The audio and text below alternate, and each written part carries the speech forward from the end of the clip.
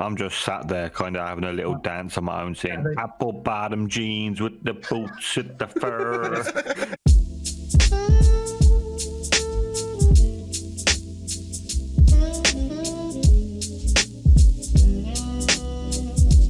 Good afternoon, welcome along to our one shot for today. This is Madness in Wonderland and our DM will be Josh. Hi. Wait, is that it? Yeah, Is that that's the intro you get. No, it's all up to you. Great. Okay, so we open with outside of a beautiful large mansion in a garden courtyard. There are 4 brothers, all non-identical but all born at the same time. Unfortunately, that killed their mother. They try not to blame themselves, but they do. They know that they're terrible. And they are getting ready to play some D&D, but someone's running late. So can we get Joe's introduction to his character? Okay. Give me a second. Oh God. Where's the volume? There we go. God, I'm sorry. I just realized that we're starting. Yeah, no, apologies. I sort of jumped in. So, okay. So, hi, I am Joe. I honestly. Should we start with Dan? Start with Dan. Yeah, Start with Dan. Give him an idea. Give Joe an idea of what we're. Yeah, I think I'm kind of underprepared. I think I didn't mean to throw you. I think I misread the assignment, so just give me something to work up. Dan, give us your character and your D&D character. Hello, my name is Dan. I am a sneaky beaky rogue, and I'm far more clever than anyone else. If there's a problem, I will do my best to outthink it, and I might just kill you if I can't outthink you. Great. Okay. So it's that kind of introduction. Okay, cool. Okay, great. Thomas? Assuming we're doing our D&D character, not our player character. Well, kind of both. Yeah, both. I stand by it. I'm both. Okay, great. That's fine. Hi, Make it easier for yourself. I play a shy and quiet individual, very introspective but with little control of his emotions. And my D&D character is an Air Genasi monk who embodies the self-control that Thomas lacks. Right, Gareth? Okay, so I am a Gareth. I am the eldest of the bunch by a couple of minutes. I am the best, basically. Everyone else is inferior to me because I'm always correct and they're not. I am a paladin wielding a greatsword that if anybody stands in my way, they will be beheaded. Okay, can I try again then? Okay, I'm Joe. Yeah, now Joe, you go. Okay. So I'm Joe. I'm also a rogue. I am too very stealthy and sneaky, but not in a very assassination way, and more in the way of I'm so non-confrontational that I would rather sneak around and lie than make me or anyone else uncomfortable. Right. Perfect. So you are all sat around in the garden, but Thomas is running late. Talk amongst yourselves for a little bit. You're waiting to play D&D with each other, but Thomas is running late. I can't believe Thomas is running late again. That's so Thomas of him. I mean, I say we just kill him. It probably has a good reason to be late. He has a good reason every week to be late. You'd think one of these weeks he'd learn how to show up on time. That doesn't sound like the Thomas I know. Unless he's showing up with chicken dip, I don't care. Probably. And as you are chatting about Thomas, look who comes running over. Hey guys! Oh, God. You better have the chicken dip. The chicken. Oh, I knew I forgot something. Ah, Thomas. Sorry I'm late. You do this every week. Sorry I'm late again. It's okay. Do you at least have your dice? It's alright. I have some spare dice. And as you are setting up the board and getting your dice together out in the field, you see a rabbit, a white rabbit, but not quite one that you've ever seen before. He's wearing a red coat, a yellow waistcoat, grey pants, and he's carrying around a quite large for him, because he's a rabbit, golden pocket watch. And as he looks over, you even though there's quite a bit of distance, you can kind of see a very frightened look in his eyes, very worried. Hunting season. Listen, Thomas might have forgot the rabbit chicken wearing dip. clothes? I don't know, but you forgot the chicken dip, so we need something to eat. I pull out a pocket knife and I'm going to start prowling over to the rabbit. Guys, the rabbit's wearing clothes. I think so. Do you think it's clothes? It also seems. It seems to be laid somewhere. Much like someone else here, I would say. I wouldn't say who by name, but. I'm not late. I wasn't late. I just forgot the chicken dip. Okay, so at this point, I am wielding my greatsword above my head. You're not in. What? No, you're not in right now. You're human right now. Yeah, you're not waving anything You can anyway. wave your hands I around. want to. There Let is me no wave my sword around. It's up a branch. So are you? Can I pursue said rabbit, please? Yeah, are you all approaching the rabbit? Once Thomas starts running, I'm lurking up on this thing. Oh, Dan's sneaking up on it, but I'm just following it casually. Okay. As it spots you all, spots you all coming closer to it, it runs off towards a giant oak tree, just at the foot of a forest, and at the base of the tree is a hole, and it shoots off into it. Are we following the rabbit? I reach my hand into the hole. I'm going to grab that rabbit. You can't feel anything in there with your hand, but it feels very deep that you could almost crawl into it. I stick my head into the hole. Well, I'm going to look for this rabbit. Can I push it? Okay. Yeah, if you want to. I think that might Yeah, be Thomas, can you hold my feet, please? Sure, and instead of holding his feet, I'm just gonna launch him full-bodied into the hole, and then shout down, "Did you find it? Dan, did you find it?" Yeah, as Dan's gone through the hole, and with your shouting, you hear no response. Oh dear. Well, Gareth, can you follow him? No. Joe. Hey, it's dark down here. It's. Okay.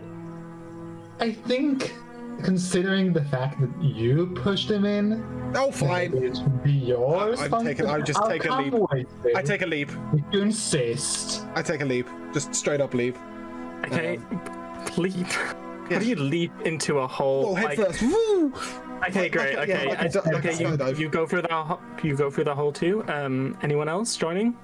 I'm looking at the situation and I'm like slowly lowering myself into the hole and then I just like drop him. Okay. All right. Well, if these bunch of imbeciles are going in, I best follow. So as you all crawl into the hole, you're kind of shifting around and, thinking, God, how far does this hole go? And then all of a sudden you all just plummet down very quickly, very intensely, and then you suddenly come to a gliding, floating down. And as you're coming down, the hole illuminates and you see that there's actually wallpaper around you. As you're gliding down, there's furniture going up, there's chairs, there's a grandfather clock ticking, there's rocking chairs, there's things going down with you. This is a weird trip. I'm sat there thinking, the only thing I hope is I land on Thomas as I land. I'm looking around and I'm thinking that because this is a weird situation, but what's weirder is the home decor is really tasteless.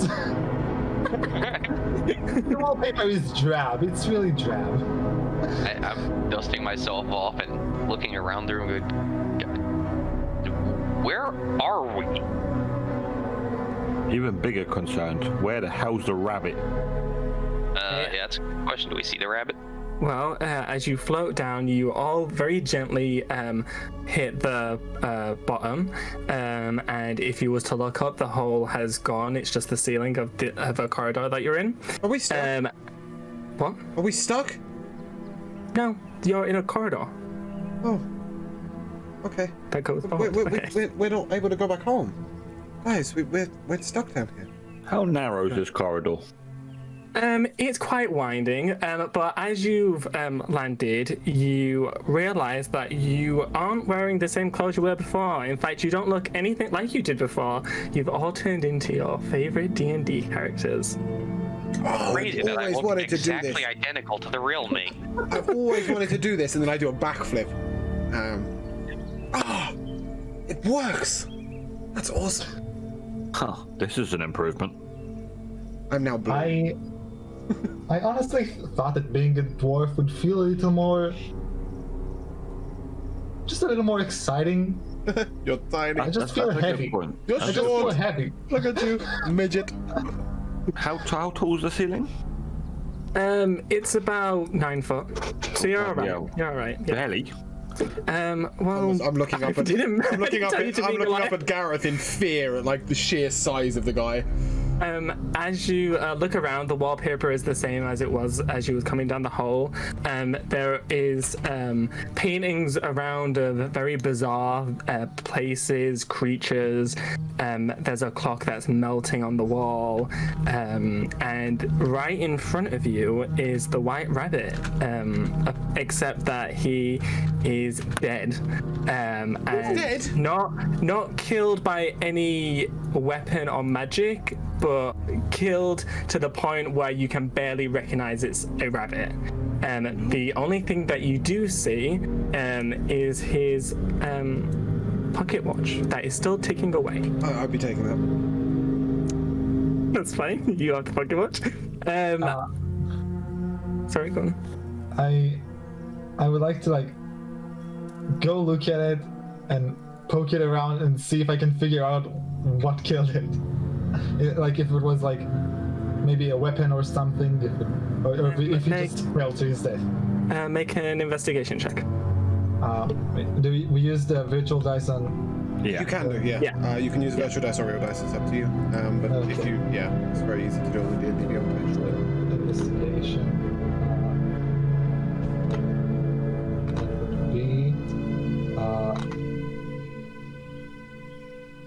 That would be 10 plus. It's a 10, just a 10. A 10?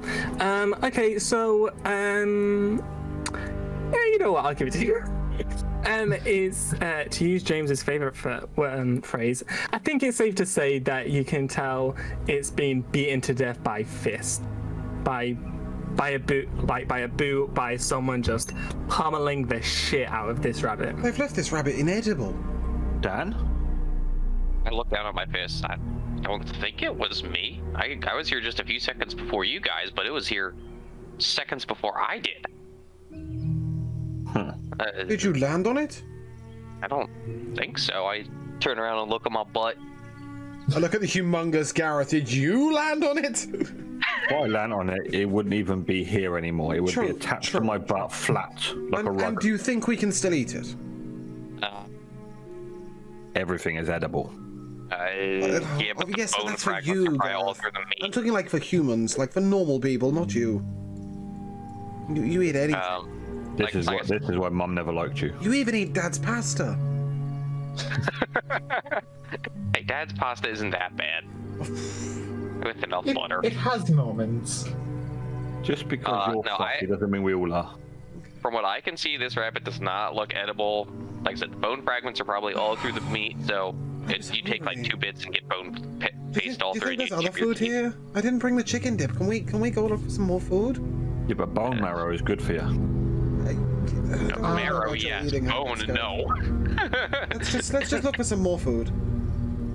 Yeah, I guess we can't go back, so we gotta go forwards, right, guys? Can I stealthily start creeping Is down this- the corridor? I'm Is this stealthy like it. corridor any is it as tall as the room, or is it like narrower, or what? It doesn't get narrower, it just winds. Okay. Yeah, I have to start creeping down the hallway. Oh, I don't like this. Sneaky, Okay, sneaky. are you all going down the corridor? I would also like to move quietly down the hall. Yeah, Joe? I'm just walking my big feet. I'm also stealthing my way down the hall, but probably not as carefully, as confidently as some other people might. Okay, I'm That's gonna fine. scurry far ahead because I don't want to be near Gareth's clomping feet. And Just so you know, everyone else is trying to stealth around me, and there's me making like Bigfoot sounds. That's fine. Okay, as you are traveling down the corridor, you come to a large door. No, James, you don't need to move anything. Yep. Oh, Is it James is locked? ahead, right? So James comes to it first. Yeah. I'd like to check it and see if it's locked or trapped. It is. There is no trap attached to it, and it is unlocked. Is there a keyhole? There isn't. Why do you need a keyhole for Can I something? I'm gonna open it like the tiniest bit, and then Thomas just off his eye round the door. What does he see? He sees a slightly smaller door. I don't like where this is going. Guys, there's a door behind the door. I've seen it from Willy Wonka, there's I'm a pretty door sure. behind the door. Okay, so open the door. Which door? Both doors? Either door? One door? Two doors? Let's You Yeah. open the door. I don't want to make a decision. This is All too much doors. commitment for me. One Listen, door I don't know about you, but I still can't walk through walls, so I'm gonna I take have 2 to steps open the door to get backwards. through it. And let them decide how the doors will be opened. I'm going to open the door. Well, the second one. Yeah. Okay, and there's a slightly smaller door. Okay. How the hell are we getting Gareth through here? Okay, I'm gonna just go on my hands and knees at this point. And I'm gonna start crawling through the door. Yep. So luckily, the third door was the last door. Thank God for that. For most of you, in fact, I think. Yeah. So for Joe, you are still tall enough to just walk straight through it. I think the one is short enough in his case. Whatever. Thomas and Dan, you're kind of gonna have to like Well, I was bend down and I crawl was in through. stealthy mode anyways. Yeah, you'd have to like bend over and crawl through. And Gareth, you're gonna have to lie right on your stomach and kind of army roll yourself in. Right, I'm just gonna like crawl in like a slug. Okay, as they're crawling and crouching and going through or walking in Joe's case, I'm gonna pull out my notebook and just make a couple of notes. Door behind door behind door.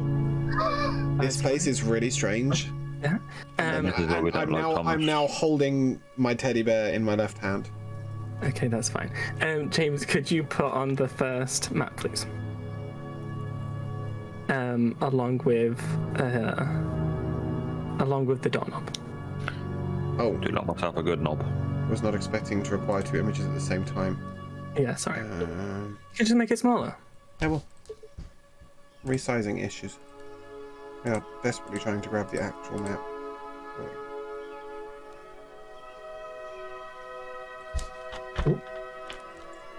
Okay, so as I'm looking at it, I've actually fucked up. So you've entered from the left-hand side. Okay, flip the image in your. Flip the image. No. Well, sure. Just there's the same thing going either way. Oh, okay. Okay. So as you all come into this room, it's an incredibly large room, even for Gareth. It's gigantic. And each wall is different colored. There's yellow carpet, and on the very far side is a large door with a golden handle and doorknob, with eyes and a mouth as the keyhole. Would we be And able to see that from where we enter? you would, yeah. Eyes. I'm talking to and- my teddy bear at this point. It is asleep, and as the last of you come into the room, all 3 doors behind you shut and disappear. Oh no, we're stuck again. Guys, I Guys, I'm really don't like noticing a this. pattern. I'm sensing it. Yeah. Ew, the door has eyes and we're stuck in here. Is this a horrible dream? I think the door has Probably. It's gonna be more horrible once we try to pick the lock if it's locked. Only for the lock. Okay, so what color are We're the gonna have walls? to hear it gagging. Oh god. I'm What gonna color are the walls? Yeah, you said you have different color walls. What colors are Yeah, they?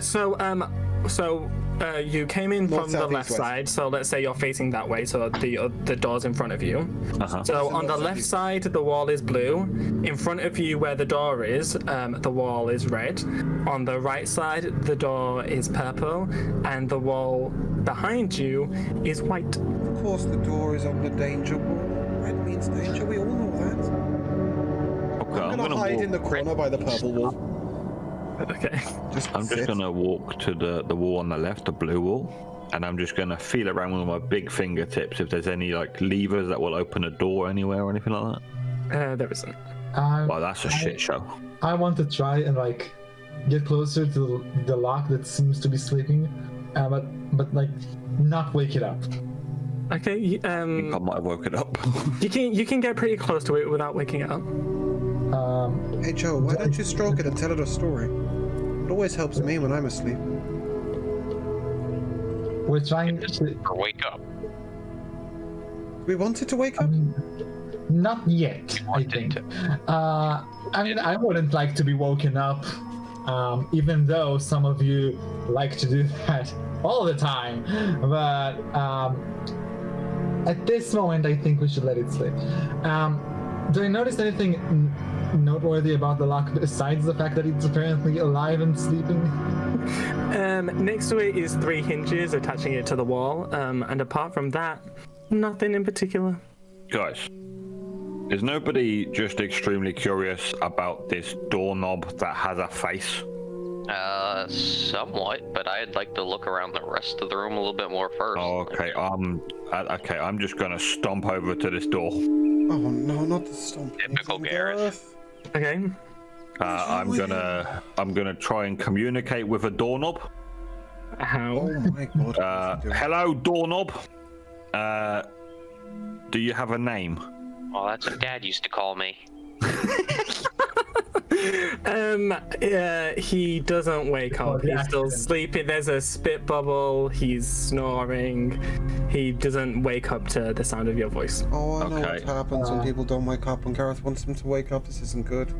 I'm going to grab the doorknob's nose, and I'm going to twist it vigorously in the attempt to just open it. Okay, he I grab jolts mine as awake. an empathy pain. He jolts awake. Whoa, whoa. 4 children, I see. Well, hello, big guy. You gave me quite a turn. Get it? Doorknob, turn. Ha ha ha. Well, one good turn deserves another. What can I do for you? I wish you had better puns, like you turned me on or something, but you know, that works too. Oh, well, that's a bit much for me. I'm just a doorknob. I don't know what kind of things turn you on, sir. I'm so sorry about him.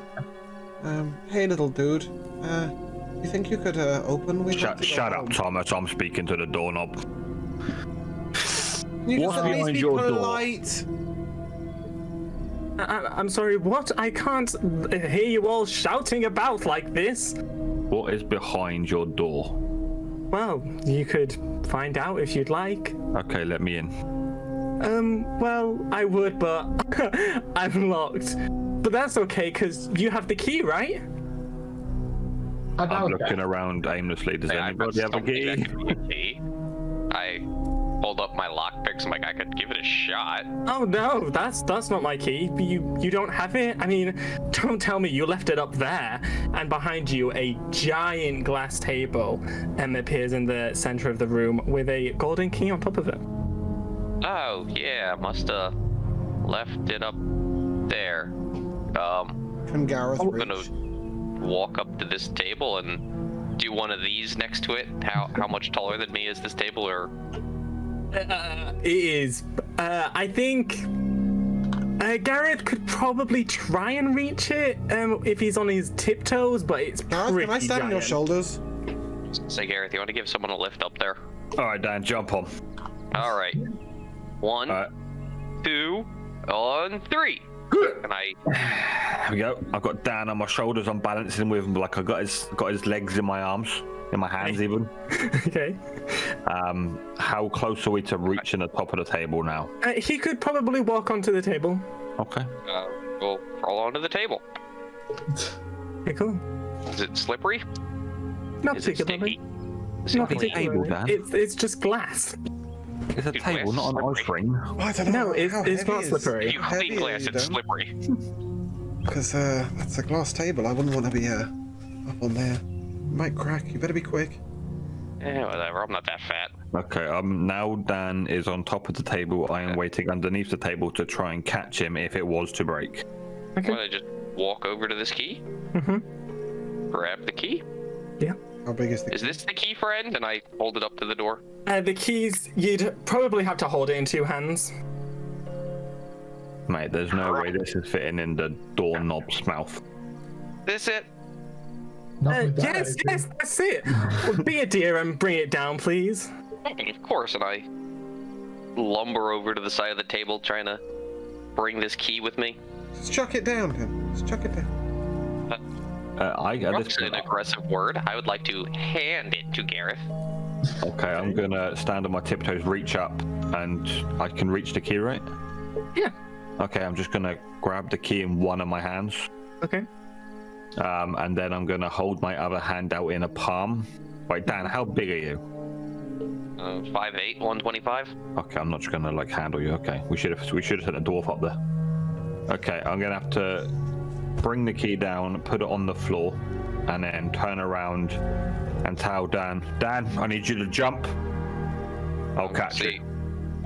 I'm just gonna sit my butt on the thing, put my palms down, and do the turnaround thing, and just try and like ease myself down. I refuse, like a and I just 6-foot hold drop, my right? hand down, ready to catch you. That is a 10-foot drop, right? Yes. What? You It's said it was like 6 feet. No, I'm 8'2", and I He's can't reach 8'2", it. and you Oh. can't reach the key. Ow. Okay, yeah. Take a Gareth. Down to my fingertips, and then I will let Gareth like grab me by the waist or something to try and grab me. No. I'm refused to grab him. I'm just gonna let him fall. Trust fall. Okay, you fall Just fail. and you bang hit the floor and bounce straight back up into the air. And as you fall all the way back down, you land very softly on the ground, and the giant table disappears. Oh, that was. I mean, you missed Yeah. me, Gareth, but that somehow This- didn't hurt. This room is no fun. How the hell are we getting that key into that lock? Dedication. Well, bring it closer, children. Why are we children? I'm Well, I'm 18 and I'm the Well, eldest. you've been around for as long as I have. I guess everyone's just a child. Alright, so I'm gonna just pick this key, which I saw Dan struggle with 2 hands, and I pick up in 1 hand, and I walk over towards this door and show, what do we do with this? Because it's clearly not gonna fit in your mouth. Okay, as you come closer to the door, the key shrinks to the perfect size for the keyhole. Gotta be careful there, Gareth. Might not be the only thing that shrinks. Yeah, but Remember your that time we brain- went swimming in that really cold lake? I don't want to talk about it. We kind of do though. No, we don't. We do not. If you want to come out of this alive, Joe, I suggest you stop. Oh yeah, Joe stayed home that day. He was feeling sick again. I've heard all about it from the girls though. I mean, if Thomas can come, anybody can come. Children, come on, stop. Don't argue with yourselves. No one cares how big or how small, although it's probably small. Give me the key. What's going on? Sorry, I've got a hotkey. Okay, I'm going to insert the key into the doorknob's mouth. And as it gets put halfway in, the doorknob snaps shut and breaks the key in half. His eyes suddenly go very dark and turn orange and swirl. A very malicious grin appears on his face as he says, "Oh, it wouldn't be that easy though, would it, children? You can't get through that quickly. You have to play a game first." What game? That's what my teachers always told me. Oh, God, this you just have very keeps good getting worse choice. and worse. You have to answer 3 questions, yes? You all get 1 turn to answer. Definitely the All- teachers. Get all 3 right and you can pass. Okay, Gareth. If you don't, Gareth, please Yes. wait till we've thought Assuming, about like, the Gareth answer go before first. you talk. Just. I will consider about what's- what you're saying, but I still disregard exactly what you're saying. So we As each get 1 usual. answer, correct? So we get 4 guesses in total per question. only one of you can answer the question. Like you take turns answering. You only get 1 chance to answer each for each question. Right. Okay. Yeah, So so it you, doesn't matter bloody how much of a fool Gareth Yeah, makes of himself. so functionally our team gets 4 guesses at each question. Each question, yeah. Okay. Okay, yeah, so he can't thank pooch it that goodness. bad. Okay, that'll be okay. Surely he can't throw this whole thing, right, guys? Watch me. 3 questions though, that's all it is. Easy as pie. Don't get it wrong though. And like a pie. as he says that, a giant, big-ish bonfire appears in the center of the room with the flames blazing, going crazy. All of you make a dex check. Wait, a dex save. That is a 8. That is a 13. I rolled a nat 1. I rolled a nat 20. I also rolled a nat 20, so that's a 28 for me, my dude. Okay, who got the 8? That would be Thomas. Okay, as the fire rages, it shoots out firebolts that all of you manage to quickly dodge out of the way for, apart from Thomas, who gets slightly burned. He takes 7 damage. I love it when Thomas gets hurt. Would you like to start, children? We will. Would you Love like to. to burn it, please? I look Okay. around the room for Heather, because surely a fire this massive must be made by Heather. At this point, I'm gonna start, starting like a little blowing motion, which sort of raises up a small gust of wind with my air genasi abilities. And when the fire doesn't respond how I want it to, I'm gonna levitate up in the air. Okay. Okay, first question. What clothes does a house wear? Thomas? Clothes does a house wear? Yes. What clothes, silly? Oh no. This is a trick. You can skip if you'd like, Dear but it would be a waste of your turn. Is it I go up to Thomas and whisper something into his ear. trousers? I know the answer to this. Trousers? No, silly. Make a dex save. Okay, bear in mind I'm floating 20 foot in the air right now. And That's a 15. 15, okay. The fire rages again, and another piece of fire goes your way, but you manage to quickly swerve out of the way. I can't swerve, but I can. Well- Maybe I've sort of. Yeah, okay, I can tilt a shoulder. I will allow I you can't to move left or swerve. right because I'm levitating. Oh no, you just kind of go whoop. Oh, okay, yeah. Just a shoulder dip. Yeah. Dan, your turn. What clothes does a house wear? How do you know his name? He's never said it. I know everything, silly. Oh god, that's creepy. A house coat? No! Make a dex save. 23. Again, the fire rages and another piece of fire throws itself at you, but you quickly jump out And of the ring way. out of the way. Yeah. Gareth, you're next. You see, you fools, you didn't hear this one at school. The house wears a dress. Yes! A dress, get it? Silly house. Oh, Are you ready for question 2? That wasn't a trick Okay. question, it was a pun like the doorknob. Okay. It was a question. Are you Yeah, ready for I number like the 2? house coat answer. Ask Joe. He likes this kind of thing. Okay, question 2. What's round and bad-tempered? Joe. Is it Immediately Gareth? look at Gareth. I'm very tempted to say Gareth, but I'm not gonna say Gareth because I do not wish to be burned at this current moment. What is round and bad-tempered?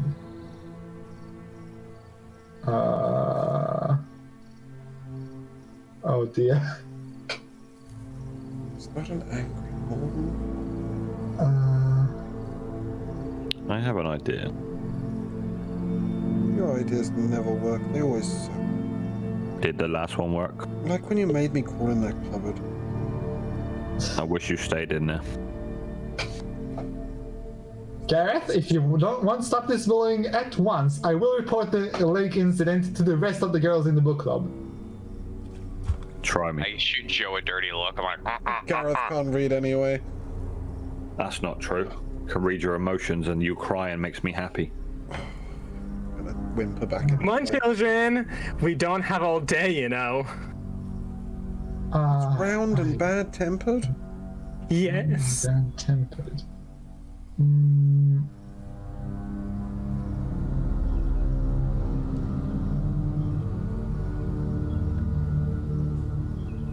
I really do not have any idea. You can skip it if you'd like, but you'd lose your turn. so you might as well guess. Yeah. I don't know. The sun. close. I'm just kidding. It's not close at all. Yeah, And then the fire rages again. Make a dex save. And I'm at 21. Right. Yeah. So the flame rages again. Another piece of fire goes straight at you, and you manage to quickly hop out of the way. Oh, Dan, it's your turn. Round and bad-tempered. Yes.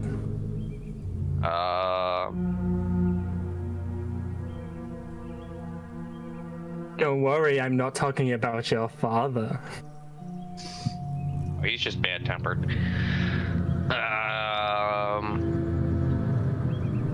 I would have to say that it's definitely your mom. Oh, you silly little boy! Fire rages again. Make a dex save. These people, I just don't get 11. it. It's 11. puns. Oh, you just managed to just get out of the way of a piece of fire shoots your way. It takes off a couple of strands of your hair. Oh, Thomas. Yes, it's the puns again. Vicious circle. We got it right, yes. Are you ready for the third and last one? Bring it away, knob. Ooh. What is life's greatest illusion? Gareth. A doorknob with a face. Illusion or delusion? Illusion. Oh, what's that? What is life's greatest illusion? Yes. Oh, this one's easy. Is it happiness? I need a bit of time on this one, I think. Well, you can skip if you'd like, but you'd lose your turn. Okay. Pool. What? I don't know. Happiness. No, silly. Make a dex save. Oh, that was my answer. It's got the dexterity of a mute. True. I rolled a nat 1 4. Ooh, the fire blazes alive and a piece of fire hits you. Take 10 damage. Can I try and grab the fire and throw it back? No, fire isn't tangible like that. Take how much damage? 10 damage. Why would I take more than everyone else? That's BS. It fluctuates. We've all dodged. Yeah. Oh, Joe, we're back to you. Oh no. What is my greatest illusion? Yes. Those in the know, you know. I clearly do not.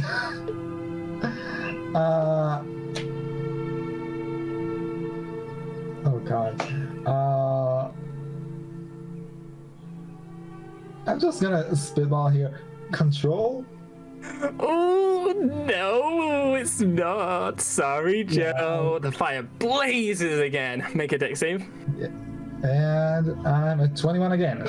Beautiful. The fire throws it at you, but you quickly scoot out of the way. I do not appreciate how much you enjoy this. I take personal offense to that, and I will see you in court. Oh, I can't wait to go to court. It's been a while since I've seen the Queen. Anyways, Thomas, it's your turn. Oh no. I thought I had an answer and then I didn't have an answer. Is it dreams? Dreams? No, silly boy. The fire blazes again. Thomas, make a dex save. Has anyone ever thought about just putting this bloody fire out? That's a 20. 20, great. Yeah, the fire throws a piece at you, and you once again quickly shoulder yourself out of the way. Last but not least, Dan. Ooh, it all rides on your shoulders. What say you? I look at the door with a smug look on my face, remembering this great book series I've been reading, and I say, life's greatest illusion is innocence, my brother. He looks square in your eyes, a very menacing, evil grin on his face, and he says, yes, I'm absolutely loving the Skyrim reference. I didn't want to ruin it. And the fire blazes once more. Lots of balls of fire arch out and strike the door one after the other. And after each hit, the door laughs and laughs, and the door is blown away, like into it, like where it would, Like caving in, and breaks and disappears, and the doorway is open. And a path leads onwards. What do we see? Just a path? Just a path. I'm At going the to moment. stealthily duck into the lead and creep down the corridor. Okay, as you leave the door, you suddenly realize you're not standing on the yellow carpet anymore. You're standing on pink dirt. And as you look forward, the pink dirt is the path you're following. And all around you is trees and nature. It's very dark. You can't see past the path. But yeah, that's what you see. Yeah, I'm going to creep from tree to tree as we go down the path.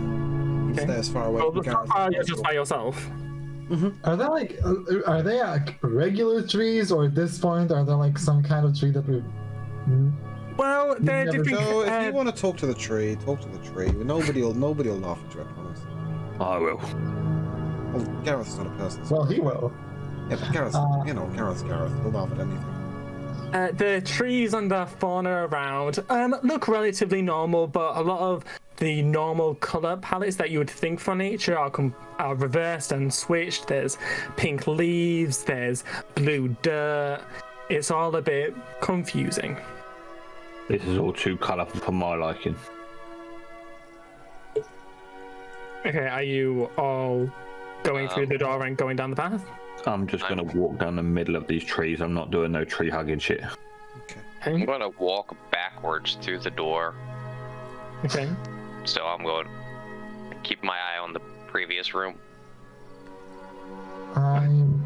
Wait, so you're on the path, but you're looking back at the door? Yeah, he's walking backwards along the path. Okay, yeah. As you turn around to look back at the room that you were once in, the doorway disappears, and all you see is the black darkness of the forest around you. Dude, that is so cool. How do they keep doing that? Mom and Dad really knocked it out of the park for this party. Mom's dead. I'm just gonna keep creeping from tree to tree. Yeah, why do you think we're having the party? Dad hated that old bag. Oh, Jesus. This is the best funeral ever. I loved Mom. Okay, James, could you get rid of the doorknob and change the map to the second one, please? Wait, how did you love Mum if you never met her? Well, everything everybody says about her was great. She died in childbirth. Yeah, she died as she was giving birth to 4 children at the same time. Everything everybody said about her was always great. And she's so So- beautiful in her picture, and at this point I'm gonna have a little look at the picture of Mama. But I'm beautiful all the time. Yes. Okay, so you're entering from the left on the picture, and as you get closer to this large opening, it's very bright. The sun's beaming down on the area, and what is very shoddily drawn is a long log that's leaning against a tall tree. And that's all you see. Can I creep up to the log, please? Very, very slowly. Okay. I creep up to the log at regular speed. Okay. I'm going to stand at the end of the corridor we've just come down, Okay. and I'm going to look around, and what else do I see apart from this log? It's the forest around you and the tree that is behind the log. Do I happen to see any creatures, animals? No, you hear the kind of normal chirping and noises that you would of a regular forest, but you don't see anything. As Thomas and Joe approach the log, 2 very round, short men come falling from the sky. James, could you put the picture of the twins up? And they come falling from the sky right into the middle and bounce on their bellies upwards and then land on their feet. And as they see you all around, they see, what? We have visitors! How are they seeing yes. me? I was being stealthy and sneaky. Yep, you're in an open area with sunlight. Oh. Can I sneak? Can I run? Okay, Can I Papa. scurry away behind some trees, please? I don't. Want You to can be hide behind the discussed. log. Yes, I'll hide. You can hide. I'm gonna Gareth, sit they look there like and, your kind of people. I'm just sat there, kind of having a little dance on my own, saying apple bottom jeans with the boots with the fur. Okay, as they say, oh, we have visitors. Well, you know what we have to do. The first rule of visitors is to say, how do you do, and shake hands. And they jump around shaking your hands, but with different hands and all over the place. And they sing, how do you do, and shake hands, shake hands, shake hands. State your name and business. That's manners. I'm gonna try and attempt to pick one up by the little flag on the head. Okay, as you do, which one? Tweedledee or Tweedledum? Tweedledum. Okay, for reference on the picture, that's the right one. As you grab the flag and lift it up, his body drops onto the floor, bounces, and he says, oh, that tickles, and the hat vanishes from your hand and is placed back on his head. What's this voodoo shit? Can I sneak up Hello, behind fellow Tweedledee dwarves, and I guess. poke him? Wait, hold on, James. Dwarf? What'd you say, Joe? Hello, fellow dwarves, I suppose. What are you doing here in the middle of the forest, and where is this forest exactly while we're at it? Dwarf? What's a dwarf? Okay. We're just brothers. What are you talking about? I mean, you guys are the ones who look really weird. I mean, who is this guy? What kind of mushroom did you eat, sir? Well, we're not talking about that. We probably shouldn't. But so, who are you exactly? Well, my name's Tweedledee, and I'm Tweedledum. But what are we doing here? You see, we're trying to find someone. We were playing hide and seek with them. They got help from someone else. Was it the rabbit? Oh, they turn to each other and grin. That silly rabbit, he helped them play hide and seek. It's not fair to help people, so we teach them a little lesson. You Why is killed a rabbit because he cheated in hide and seek. Well, I guess so. This story's a lot darker than I thought it was. I'm gonna start There, crawling. I was gonna kill him and eat him. I'm gonna start crawling away towards the right-hand path. I will reach up to Tweedledee. I'm gonna shake my hand or hold my hand up back. Hi, I'm Dan, and my friends and I, or well, my siblings and I seem to be lost. Oh no, we can't be having you guys lost. Well, why don't you sit down and hear a story since you're gonna be here for a while? And they start pushing you towards the log to sit down, and they go and grab Thomas from the right-hand side of the opening and push you down onto the log too. So, what story would you like to hear? We have the story of the curious oysters, the walrus and the carpenter, or maybe the story of Old Father William? What the I'm story of interested this in Old place? Father William. Sorry, what? Old Father William. He said. I said carpenter. Well, damn, whatever you want is irrelevant. Let's hear the story about William. Hear the story about William first, and then the story about the carpenter. We have time. We have no idea where we are. No time. Brilliant, let's do it then. We are Old Father William, the young man said, and your hair has become very white, and yet you incessantly stand on your head. Do you think at your age is it right? Is it right? Do you think at your age is it right? And as they sing this, they are bouncing upside down on top of their heads, one after the other after the other. You told me this was a story, This not a is song. crazy. A story can be both things, silly. You No, really need to come to the book club more, Gareth. no, I am way too masculine to go to a book club. Yeah, Gareth's too busy Is that on what you smoking call cigarettes that? behind the bleachers to go to book club. True. Okay. And how did that story help? We never said it would help. We said we wanted to tell you a story.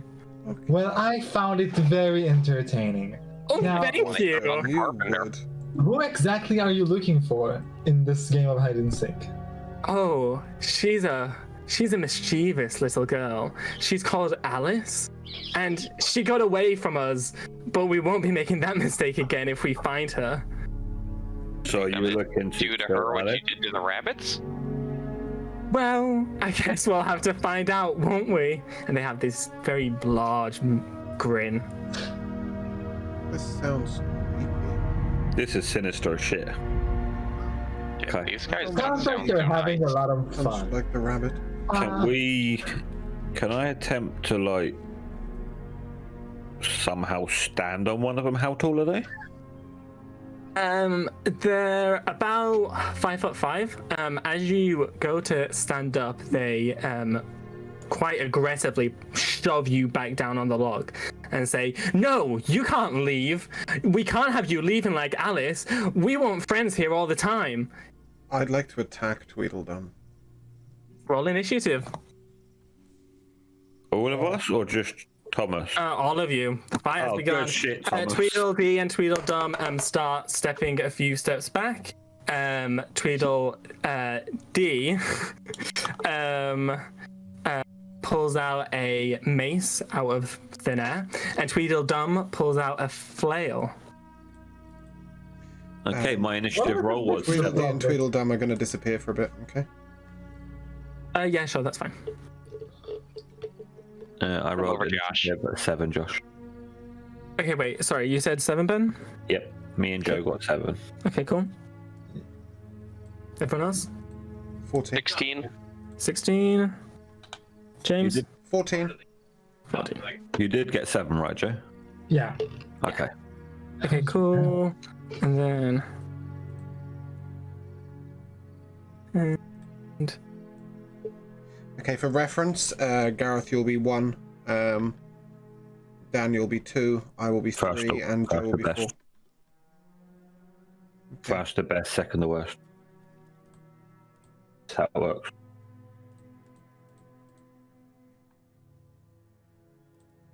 Wait, why are they the other side of the log to us? Is that normal? They're not. We'll just give a second for James to sort We this were out. all on this side of the log, right? Yeah, you're all sat on the log. Okay. And then D and Dum are on the other side of where they are now. Oh, sorry. So it numbers everyone again. But they're a few steps backwards, so I they're not am as one. close. Dan, you are number 2. Okay. Thomas 3, Joe 4, right? Yeah. So, down on each side. Yeah.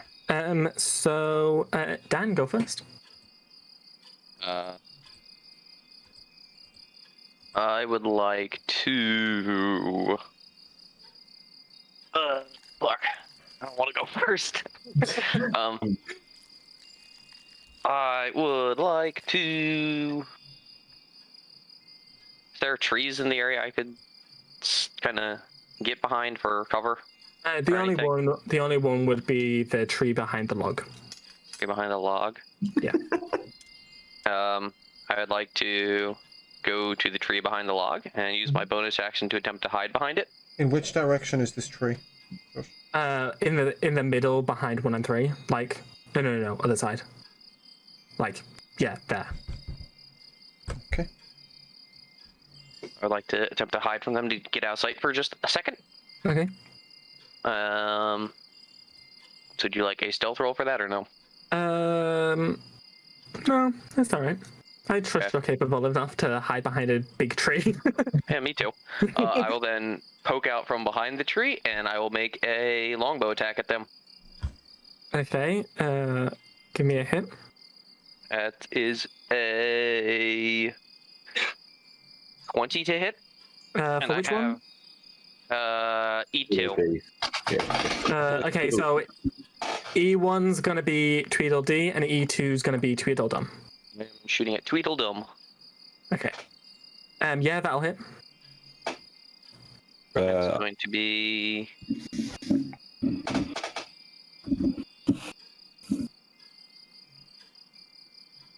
21 damage. Okay. Are you not So- shooting through Thomas? I have the sharpshooter feat. I can shoot through allies and ignore them as cover. Okay. Okay. Did you say you used a crossbow or a bow? Longbow. A longbow. Okay. As you fire it back and eye it up just perfect, it pierces his arm. And as it pierces, Dum snaps off the end and licks the wood and starts giggling to himself. And then that leads us to Thomas. I'd like to hop over the log and dash straight up to Dumb. That's number 2, right? Yes. Okay, dash straight up to Dumb, and I will take... I'm first of all going to punch out with my left arm. Okay. Kind of a hit. That is a... no, hold on, sorry, I've rolled the wrong thing. That was, yeah, there we go. That's a 21 to hit. Okay, that'll hit. Dealing 6 damage. Okay. I'm then going to kick at the side of his head. Okay. You have a hit. That is a crit at 29. Okay, cool. That'll hit. Dealing 11 damage. Okay. And then, as a bonus action, I'm going to make a quick double punch. Flurry of blows. Okay. Sorry, Okay. that's a 11 to hit. That won't hit.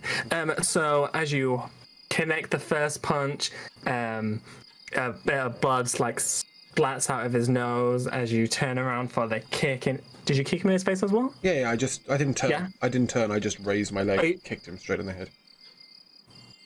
That's a weird way of Yeah, kicking like a someone up. straight out kick, you know? Okay, sure. As the sole of your foot hits his chin, some blood splurts out of his mouth, and then as you step backwards to perform your flurry of punches, for some reason you just go either side of his. He just stays still, and you just go duh, duh, duh, and he just laughs at you. Tragic job there. And Big then Ben, Thomas. Well, And then quite special. that'll take us to Dumb, who is gonna start spinning his flail and is gonna attempt to attack you, Thomas. And that is a 22 to hit. that hits. Definitely hits. That is? Yeah. Yeah. Okay, and as he spins, he pulls his arm back and like, not throws, but like, what's the word? I don't know, launches. Sure! He's playing at you, and as the spike ball connects to your face, it does 16 damage. Oh no. I hope he's nearly dead. Thomas, that is. And then that'll take us to Dan. I'm Sorry, gonna what? shoot. Wait, Oh wait, Dan- no, wait. Sorry, Dan. Oh yeah, Dan went first. No. Sorry. Yeah. Sorry. My bad. What? Yeah. Joe and Ben So went that'll take us to seven. Joe. Okay, I'm gonna try a different approach. I remember that the doorknob said something about the queen, and I would like to attempt and lie to them and say, you better stop attacking us at once. We are on commission by the queen, and if you keep attacking us, it will not end well for you. Okay. Make a deception check and a persuasion check. Okay, so deception would be a 25. Okay. And persuasion, 20. 18 plus 2, 20. Okay, cool. So they start stepping slightly further back with a slightly scared look on their face. You're with the queen. You attacked us first. We didn't do anything. He's not wrong. Whether or not we attacked you first or not is irrelevant when it comes to the matters of the court of the queen. Well, what are you doing here then? Like we were saying, we are on a commission by the queen. We would like to map our way through the forest and find the best ways in and out. And if you would like to maybe avoid the terrible death that the queen may decide that you deserve, then I sincerely suggest that you help us. Oh, well, there's no map through the forest. The forest is everywhere, but you can follow that path over there, and where Tweedledee points is to the right, and the bushes part, and the pink path continues that way. Very well. If we do find that this path is not the way out of this forest, we will come back with support from the Queen, and it will not bode well for you, so you better be telling the truth. Yes, we are. Just follow that path, and you'll be fine. Very well, thank you. And I start walking down the path while snapping my fingers for the rest of my brothers to come. I'm gonna just because meanwhile what was happening, I was getting ready to stand up on the log with my horn of glory. And as I start walking to the path that I see in front of me,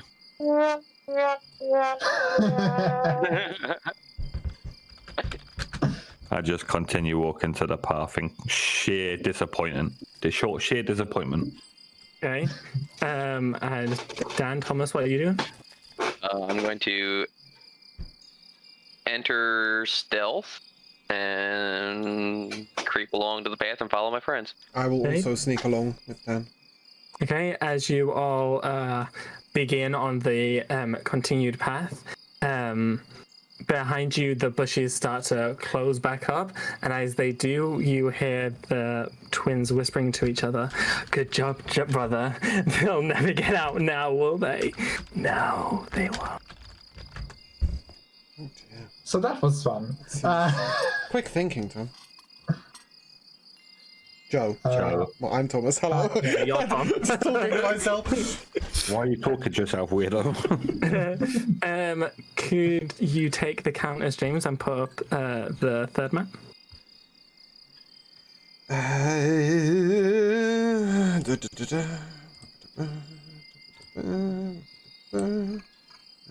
Map 3, yeah? Yes. Oh, There we no. go. So as you are coming upwards, you see a fork in the road, one going left and one going right. There is a sign on a signpost in the middle, pointing to the left. It says "this away," and to the right it says "that away." This away or that away? I look at this T-junction and think, which part of this is a fork? Ooh, I look at Gareth's sec and go, "Hey man, do you remember last week's session when you got all those right and left notes? Which one were we supposed to go on first?" Wait, I got this. Okay, so it was a left, a right, a left, a right, a right, a left, a left, a left, a right, a right, a right, a left. There should be a tree. Once we go past the tree, we should find Luskin. For those who don't understand the reference, this was last week's one shot. With my incredible movement speed, I would like to scurry down that way as fast as possible in a stealthy manner to see what's down that way. As you attempt to start going down, which one did you say? That way. That away. Yeah, so that's right. A laughter starts echoing throughout the forest, and James, could you put on the Cheshire Cat image? Dun, dun, dun, dun. And a purple Cheshire Cat appears on top of the signpost and says, "All around the Wonderland, the madness chases the children fail and fuck, I forgot. Damn it. Fuck. Somebody open up Genius lyrics fast. There's a singing cat, guys! Guys, there's a singing cat! sorry. Come listen to He this! says, all around the Wonderland, the madness chases the children fail and never wake up, madness takes the children. That's... God, if it was 200 years from now, that would be a dream come true to fall asleep and never wake up. So I'm assuming at this moment, the cat has no idea where I am, being stealthy as I am. Can I keep sneaking along down the path? Just to see what's about. Sure, it's an incredibly long path from where you see now. Okay, well, I'm a very fast-moving character. I'd like to sort of go 60 Not or when you're in 70 stealth, foot. you're not. No, I know, I'm halving my speed. I'd like to go As 60 you or 70 foot. continue forward, you start to see your brothers in front of you with the signpost and the treasure cart. You've been completely turned around and you're now walking up the Is my stealth middle path. completely useless here? Right, okay. Very good. I will address the Cheshire Cat. Well, even if you was walking down the path non-stealthily, you would still be turned I around. just want to sneak away. Stop spoiling it for us. I'm just going to address the Cheshire Cat and say, what is going on? I was going that way. Or that away, in your words. Well, you could go that way if you'd like, but you'd have to talk to me first, silly. It was kind of rude to just try and sneak away. These eyes see everything, and as he says that, his eyes go cross-eyed and then roll back, and then... yeah. Oh, I think we found the doorknob, guys. We might have to medically remand this guy. He's in trouble. we found the cat. If another creature here calls me silly, I will lose it. Oh, stop Here, being I so got- silly then. do it. Do I it. am not silly. I spend a lot of time at the book club educating myself, and I am not silly. You could be silly. Why aren't you out making friends and socializing instead of only having books friends? Because I would coronavirus. I would have you know that Jeanette from book club is very much an adequate and fine acquaintance. Isn't that the teacher? Would you children like to know where these directions go? They go this away and that away. I thought that was clear from the signpost. Sure, but they actually lead somewhere else, you know? Alright, go on then. Well, this away leads to the Mad Hatter, and this away leads to the March Hare. Of course, he's mad too. They're all mad here. So this away You leads may this way have and this away leads this way. noticed Where does that away go? What? You're just going to interrupt me? I'm confused. Thomas, where are your manners? I guess what I'm saying is, can you repeat what you were saying, Josh? Sure. Just I was trying to do it in a So form. this away is to the left and that away is to the right, okay? Okay. Okay, so he says, this away leads to the Mad Hatter, and that away leads to the March Hare. Of course, he's mad too. Almost everyone's here is mad. You may have noticed that I'm not entirely there myself. And then he disappears. Oh, you disappeared? Yeah. Well, that's not good. Guys, what do you think? Do we want a Mad Hatter or a Mad Hare or a... Wait, you're still March Hare? quite far away from us, right? No, I got back up turned to back us. to you. Yes, but you turned around, but that doesn't necessarily mean that you are. as I next to kept us. going, I arrived at you again, which was very Okay. weird. I was the one talking to the cat first. Well, if we if it is a hare, maybe it knows something about the rabbit that we saw rather than met in the beginning. I could maybe. give the pocket I don't watch know. back, I guess, in exchange for going home. I just want to go home. So what I'm going to do at this point, I'm going to walk over to Thomas. Yeah. I'm going to pick out 4 of his hairs from his head. Oh. I'm sorry, I'm just going to get 4 little strands of hair. Yeah. And I'm going to put them in my hand. Yeah. And whoever gets the shortest strain of hair gets to decide which path we take. Okay. Okay, so I'm going to hand out each bit of hair. So, Thomas, you can have the first pick. This is your hair. Which bit of hair would you like? 1, 2, 3, or 4? I will take this one and I pick number 2. Of Okay, that is the longest strain of hair. course it is. Okay, Dan. You have 1, 3, or 4. I want that hair, and I... Whoop. Number 1. Okay, number 1 is also not the shortest strain of hair. Oh, wow. Joe, 3 or 4? 3. Okay, 3, from what looks to be out of all the hairs so far, is the shortest hair. And then I reveal hair number 4, and I let it blow in the wind by accident. And I have no idea if it's a choice, so we have to let Joe decide which path we're taking. Well, it appears that even Thomas's hair knows that I should probably make the calls here. This Again. time attack. If we are talking about a hair, then not that kind of hair, but that kind of hair. If we are talking about the hair, it might know something about the white rabbit. And maybe if we know where the white rabbit was headed, I don't know, it could lead us somewhere. It's better than just being stuck here at this junction. I'm with Joe. Let's go and check out the hare. That was this away, right? Follow the bookworm. That was this away for the March hare. Come on, brothers, that away. Yeah, This way or that away? That away That for the away. March hare. Off we go. We go to Left that away. No, right away. I thought that away was the Mad Hatter. No, And this you already way. tried to go right, you just wound up back here. This is why you need to come to the book club. I'll follow Joe. He knows which way it's going. But I'm gonna Okay. re-enter stealth again and attempt to sneak. Okay, Thomas and Joe are going off to the right. Dan and Gareth. I am following Joe. He seems to know what the hell he's talking about. Yeah, I'll start quietly sneaking a few steps behind Gareth and let him try and make all the noise for me. Okay, cool.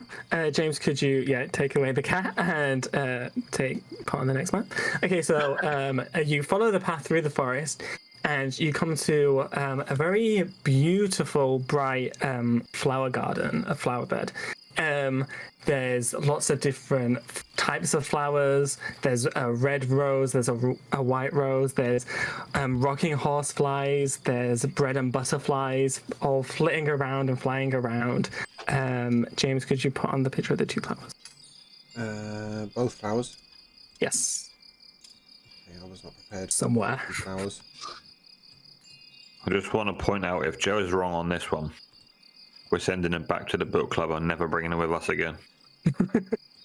Oh, we were doing that either way. Oh, okay. Okay, so You think Sorry. that I would not rather spend my time with the company of the book club rather than with you? Are you rating books over family? Is that what's going on here?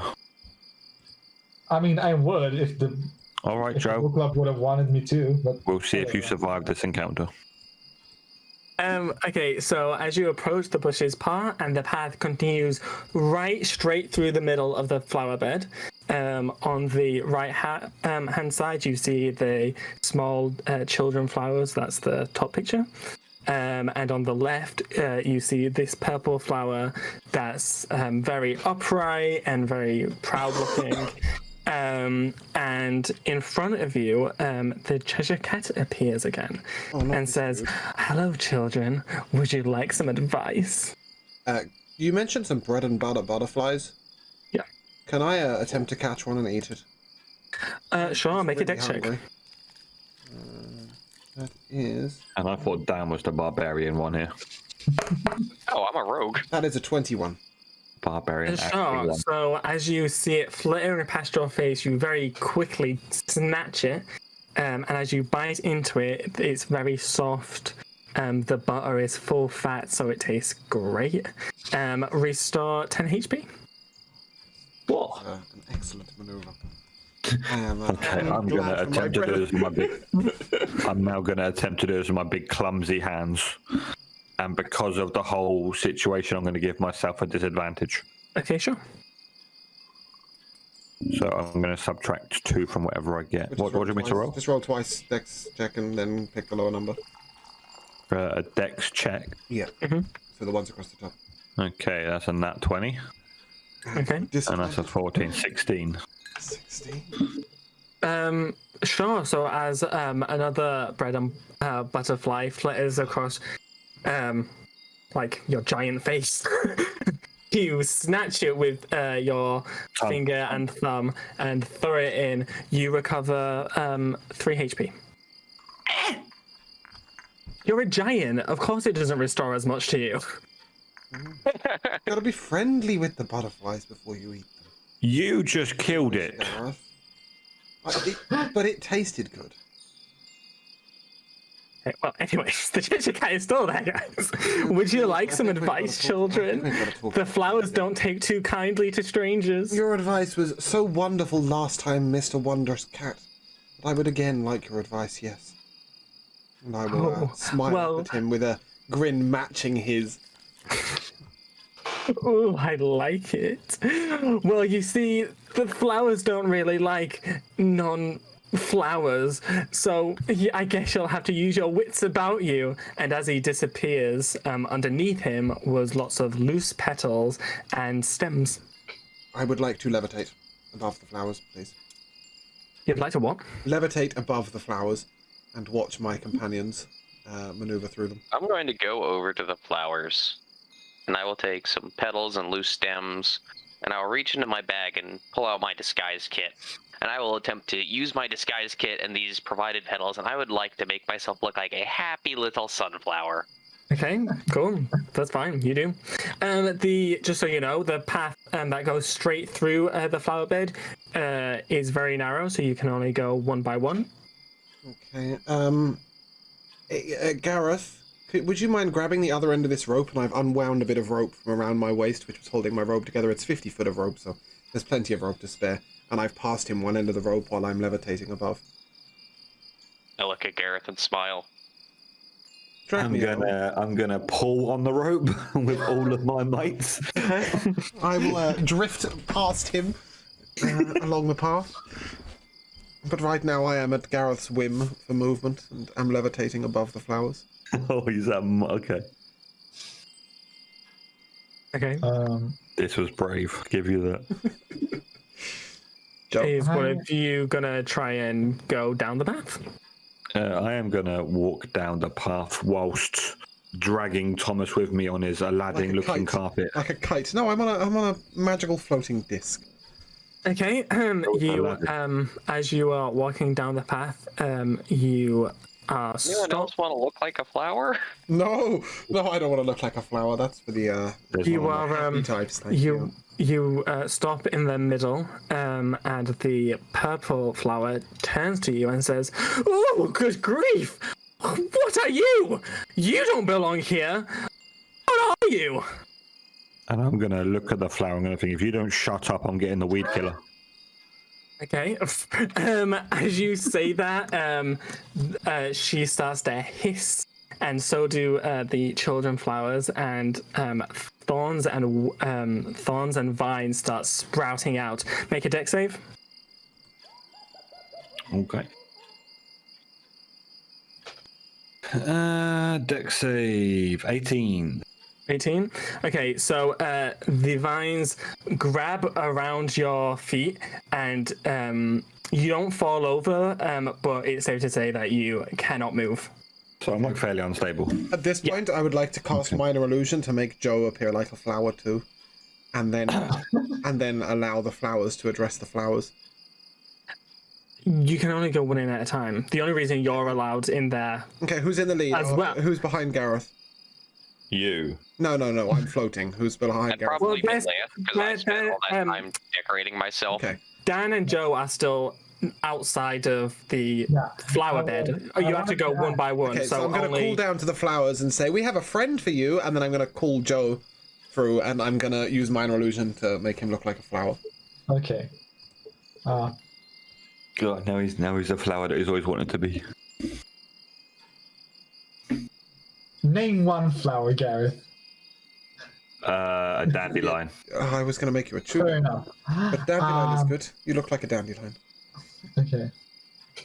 Hello, fellow flowers. How do you do? Oh, well, I haven't seen one of your kind in a while. Oh, what is this thing? It can't be a... And then she leans forwards and whispers in your ear, "An obelabeled gas." It's just an unseasonal cyclamen. They usually flower in a more cold climate, and it's just the climate isn't doing well for them. Look at them. It's just Yes, look at it. The stems on that thing, so thick and girthy. And would you look at that scent? Ugh. And those petals, what a peculiar color. I could not agree more. Listen, let's just maybe, let them pass through and find a better climate for them. I know they're rude, but they're just cranky because this is not their climate. This is not their environment. You know how we flowers need our place and time, No. and more vines and whips lash out. Joe, take a dex save. Fine. At this point, you might want to make an investigation check as your flower, by the way, because if you pass it, you would know that it's an illusion as you touch it. I rolled a 25. Okay, great. Yeah. So the vines start whipping at your feet, but you quickly dodge it. The baby flowers start screaming, "Help! We don't want weeds in our bed!"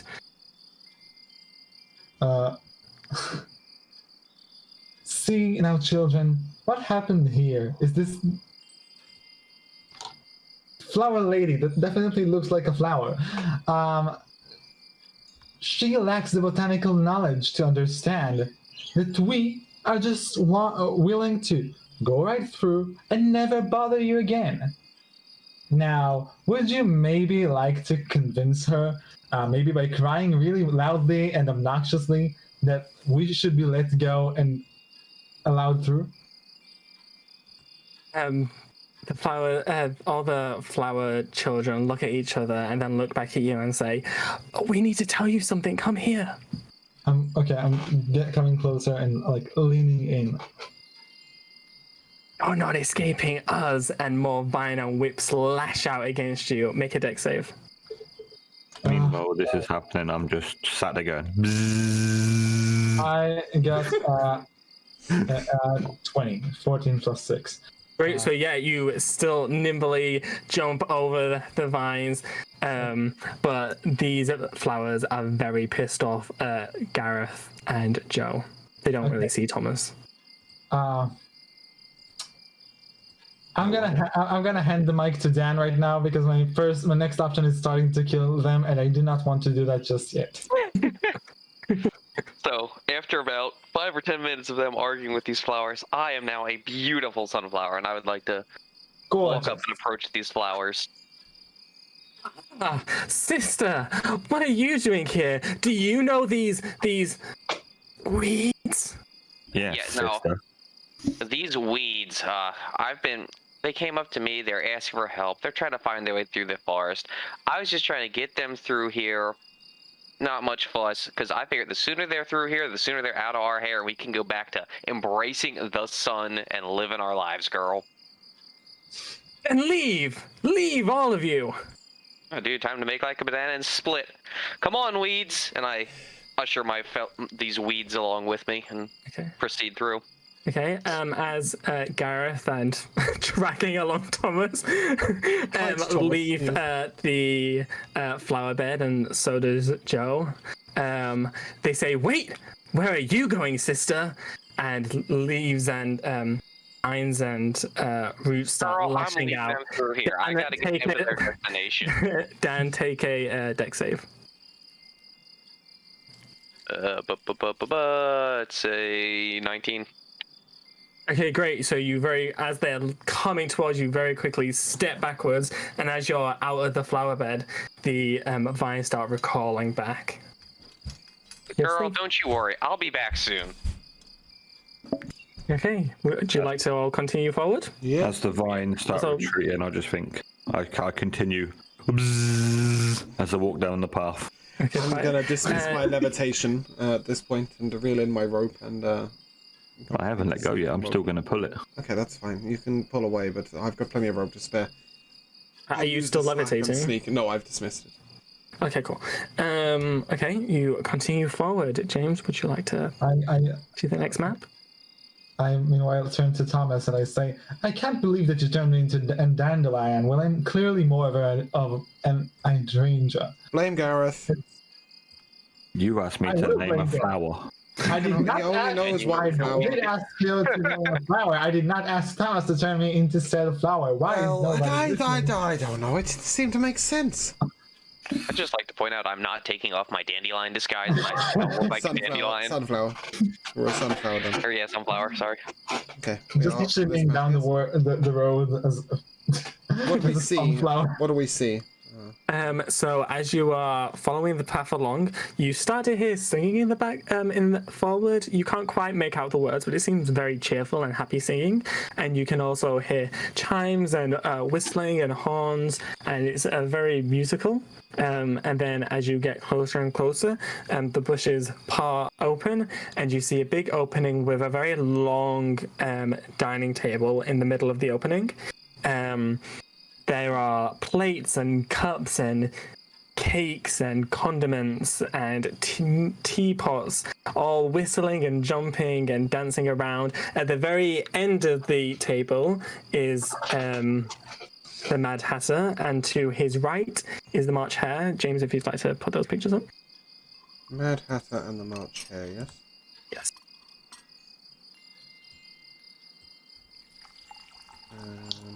This is very concerning. Wait, are they like different opposite ends of the table, or are they together? No, so the Mad Hatter I can't wait for this. The Mad Hatter's at the head of the table, so the furthest from you. So on the map, the path at the bottom, that's where you're coming in. So right all the way at the other end is the Mad Hatter, and to his right is the March Hare, and they're sat at the table, singing. Okay.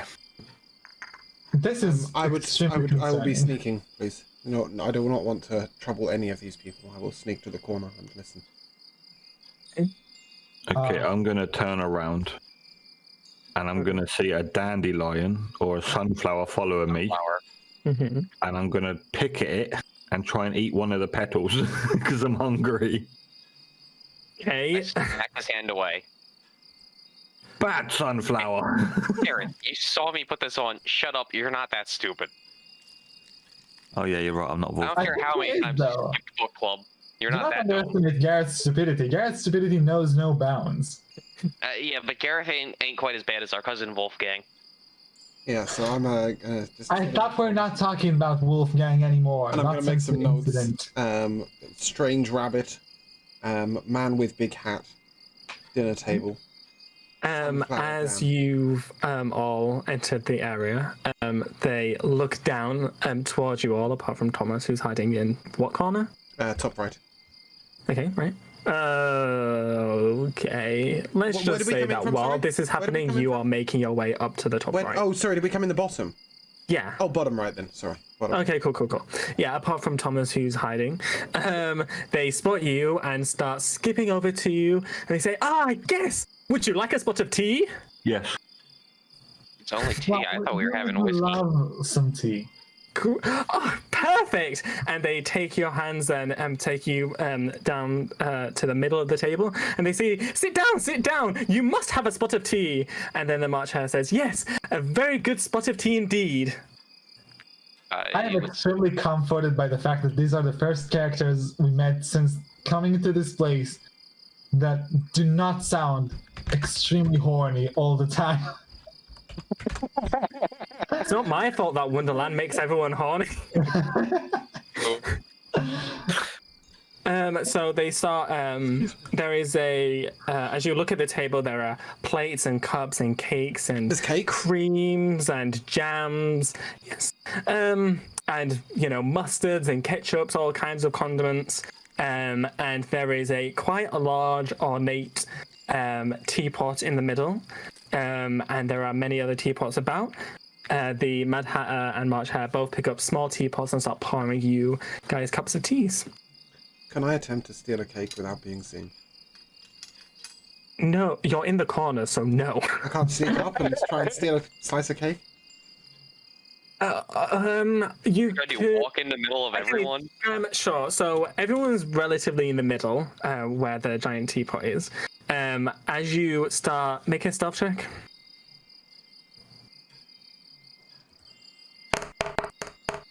That is a 23. Great. So as you stealthily come towards the bottom end of the table, you crawl underneath it, and without seeing, go. Yep. And then feel around, and as you feel something soft, you bring it down, and it's a jam tart. Fantastic. I'll stay under the table and eat my jam tart. Great, you restore 3 HP, but you cannot speak for a minute. Perfect. Thank God. How do we get more of those? I make notes on the Gareth, quality you of the gotta jam try some of sponge these. of the jam cloth. Shut up. Okay, at I'd this like to point, I'm look around gonna, and see if I can see where the hell Gareth went. I'm gonna be trying to sit at this table, but my arse cheek is way too big for one of these chairs. Yeah, as you try and sit down on the chair, it snaps underneath you and you fall on the ground with a big thud, and the chair and cups and everything jump into the air and then jump back down. As they jump down, the March Hare and Mad Hatter jump up and then jump back down, and they say, "Whoa, that was fun! What are you guys here for?" The Queen. The Queen? What do you mean? Well, Queen we has actually got lost on our way following some rabbit.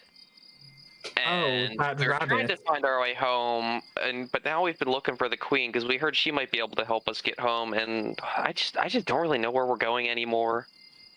Did you see the rabbit? Yep. Yeah. That. What did he look like? This is the Mad Hatter talking, by the way. He looked like a white rabbit wearing a goofy suit, and he had a Flavor Flav style clock on. He was quite literally a bloody mess. He's dead? Some would say. I mean, what is Oh, isn't that a shame? And as he looks to the March Hare, the March Hare grins and he says, "Yes, a shame indeed." And way too satisfied about this rabbit's death. as you are talking about the rabbit, the ornate teapot in the middle of the table starts rattling a bit. I look very alarmingly at that teapot, and I go, "What's happening? Is that tea in there? Gareth, did you put a rat in the teapot again? Did you put Thomas in the teapot?" Again? You can make an investigation check if you'd like. Anyone? I'm not going near that thing. It's scary. I'm investigating it. Okay, make an investigation check. That would be another solid 10. Okay, fine. So as you get closer, you see it rattling a lot more vigorously, and there's definitely something alive inside. And as you get closer to inspect it, the March Hare jumps high and lands on the table, opens the lid, and stabs a knife into the teapot. And as he brings it out, there is a little mouse with a little pink hat tied up with his mouth gagged, and he slides the mouse to the edge of his blade and then flicks it back, throwing the mouse into the dark forest. And then he jumps back down onto his seat. Mean. I look down on my teacup. And Thomas, I you don't see pour any the of this. tea You're out. under I'm the just table. thinking. Mean. Oh, okay. You're Sorry, not what thinking was that, Dan? anything. You don't know what happened. Sorry, what was you saying, Dan? Oh, I look down at my teacup and I pour the tea out on the ground and set my tea back down on the table, hoping no one saw. Well, that was awfully impolite. Do forgive us, children. Yeah, wow. Of course we will forgive you. Of course, of course. We appreciate your kindness in offering us this tea and this food. And you see, the truth of the matter is that we are actually, you could say, special guests of the Queen. We come from a foreign land, and we kind of need to make arrangements to go back. Do you know how we may leave this place safely, or maybe even how we can maybe contact the Queen's court? Maybe the bureaucracy there could be arranged. The Queen!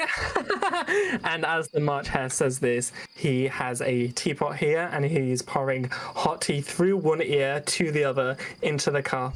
And then as the cup fills, he slices his ears like scissors and the tea stops. And he puts it back down and he says, "Ah, the Queen. The Queen? What do you mean, the Queen? You're guests of the Queen? The Queen doesn't have guests. Well, apparently she does, because we are them.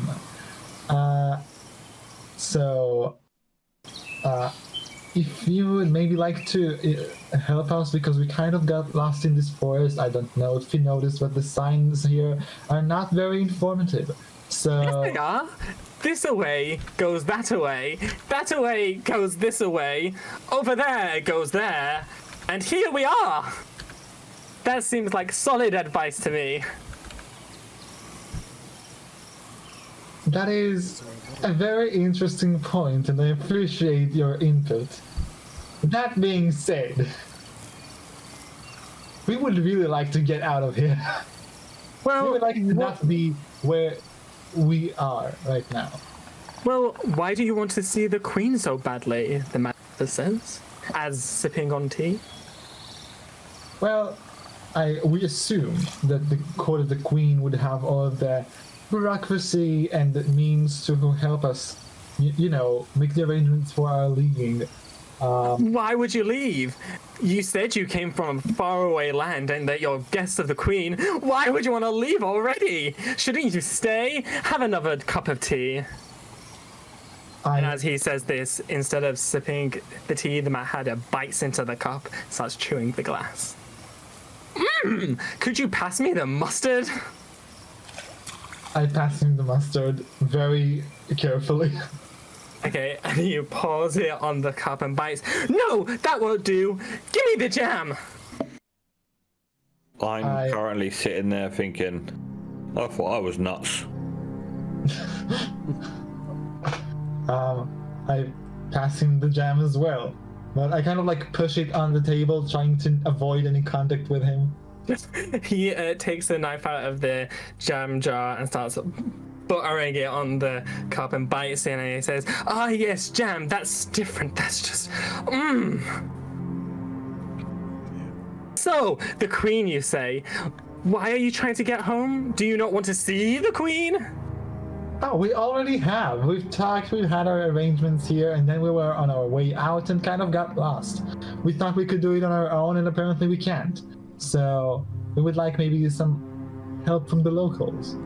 The locals being you. Oh, that's not right. You can't have left the Queen's side. She wouldn't allow it, silly. I sit there and give Joe a very frantic look. I think they're on to us. Stop lying. Lying? You're lying? Ooh, you best be better at it than that, you silly, silly boy. I look over at the Mad Hatter and who's the other one? March Hare. March Hare, and I think we haven't seen the Queen, but we need to meet with the Queen. As you say that, the March Hare throws a teapot at your head. Make a dex save. Oh, for God's sake. I should have rolled a higher dex character. 16.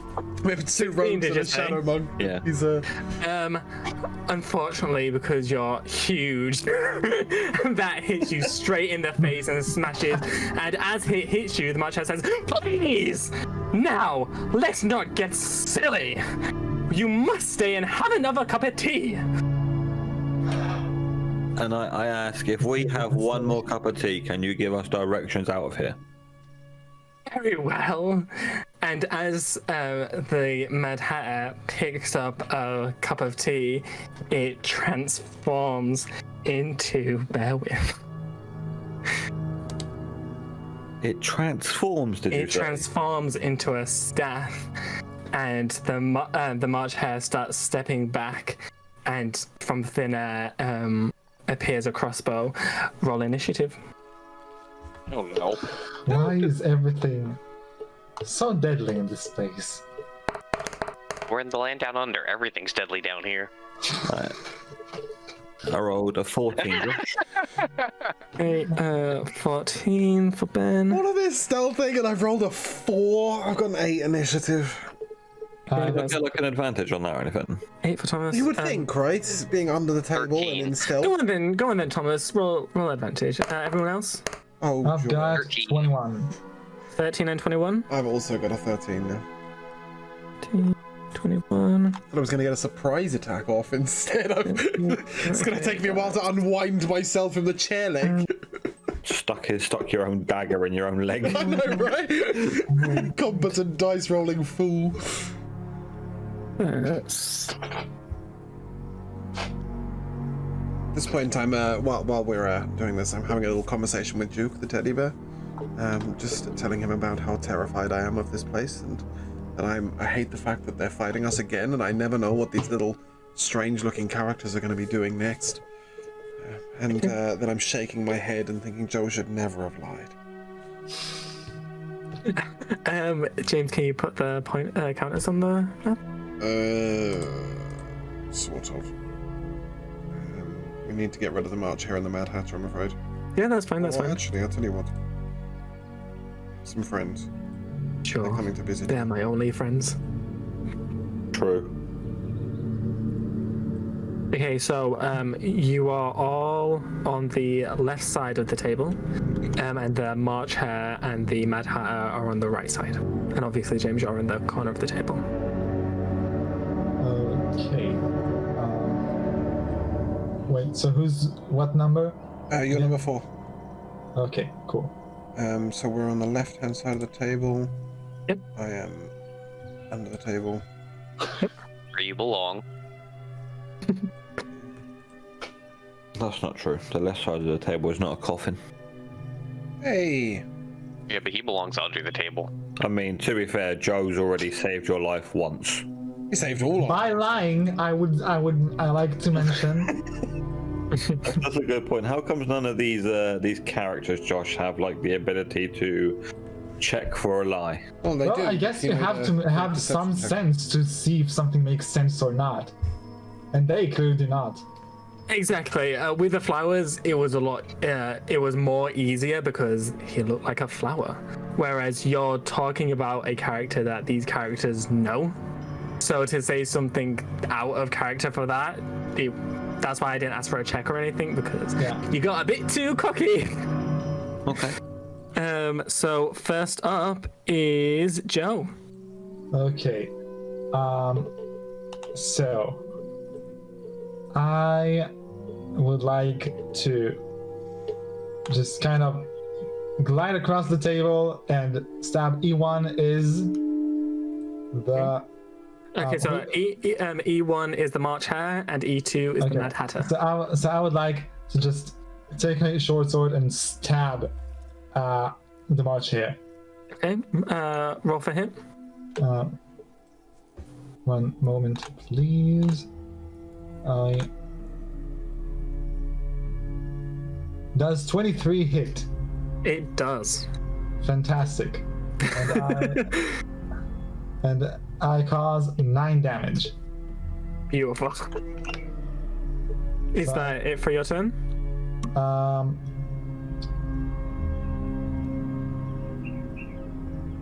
Yeah, I have no clever quips. Go on.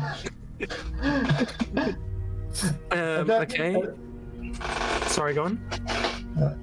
Yeah, just go on. Okay, so then next, that's Gareth. Okay. If I was to strike this table, would I be able to smash the table? What, you'll want to smash it in half? I would like to move down towards the center of the table, and I would like to raise my great sword, smash the table down the middle of down the middle, and try and completely break it, if that's a thing. Sure. You succeed. It takes your action, and the table smashes inwards. Wood flies all over the place. Teapots, cakes, condiments splatter on the ground. Teas everywhere. The Mad Hatter and the Hare look mortified that you've wasted so much tea. Okay, Also just and crit then the table, I believe. I'm gonna roar in triumphant.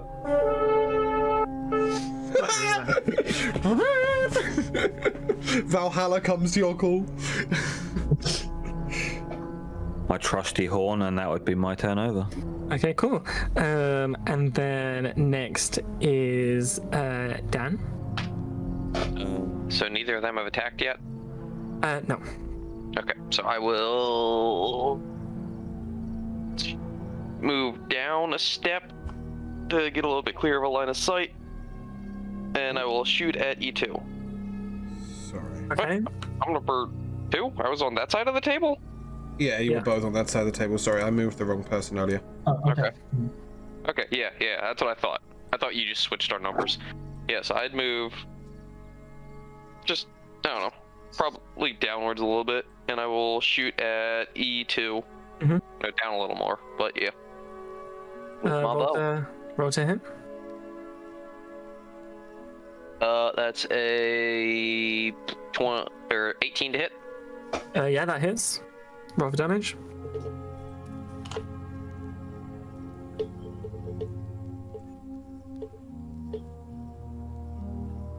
$19 damage. Okay. And then I will use my bonus action to try and like duck down below the table and hide a little bit. Where you're standing, the table. Yeah, I so know. either ends are still up on their legs, but it's broken in the middle, so they're going like that. Yeah. So, So I'm like yeah. crouching down to break their line of sight on me. Okay. Okay, fine. Also, at this point, I'd just like to say I didn't move forward. I'm still on the other side of the table. Oh, okay. Sorry, I thought you strode onto the. No. My action was to break the table. Now that I'm back here, I look over and I go, "What the fuck, Thomas? What are you doing here?" Oh shit! Thomas was on the table. Is that the end of your turn then? Yeah, that's the end of my turn. Okay, cool. And then the Mad Hey, what? Hatter. Okay. Yeah, there's more than one person who rolled 13. Aha, more than 2 people that rolled 13. Yeah. The Mad Hatter. Where is it? The Mad Hatter waves his hand in the air, and a beautiful starry sky appears, and then those stars start shooting off in different directions, and he targets all of them onto Joe. Yeah, I deserve it. And that what level is that? That does 16 damage. 16 damage. Cool.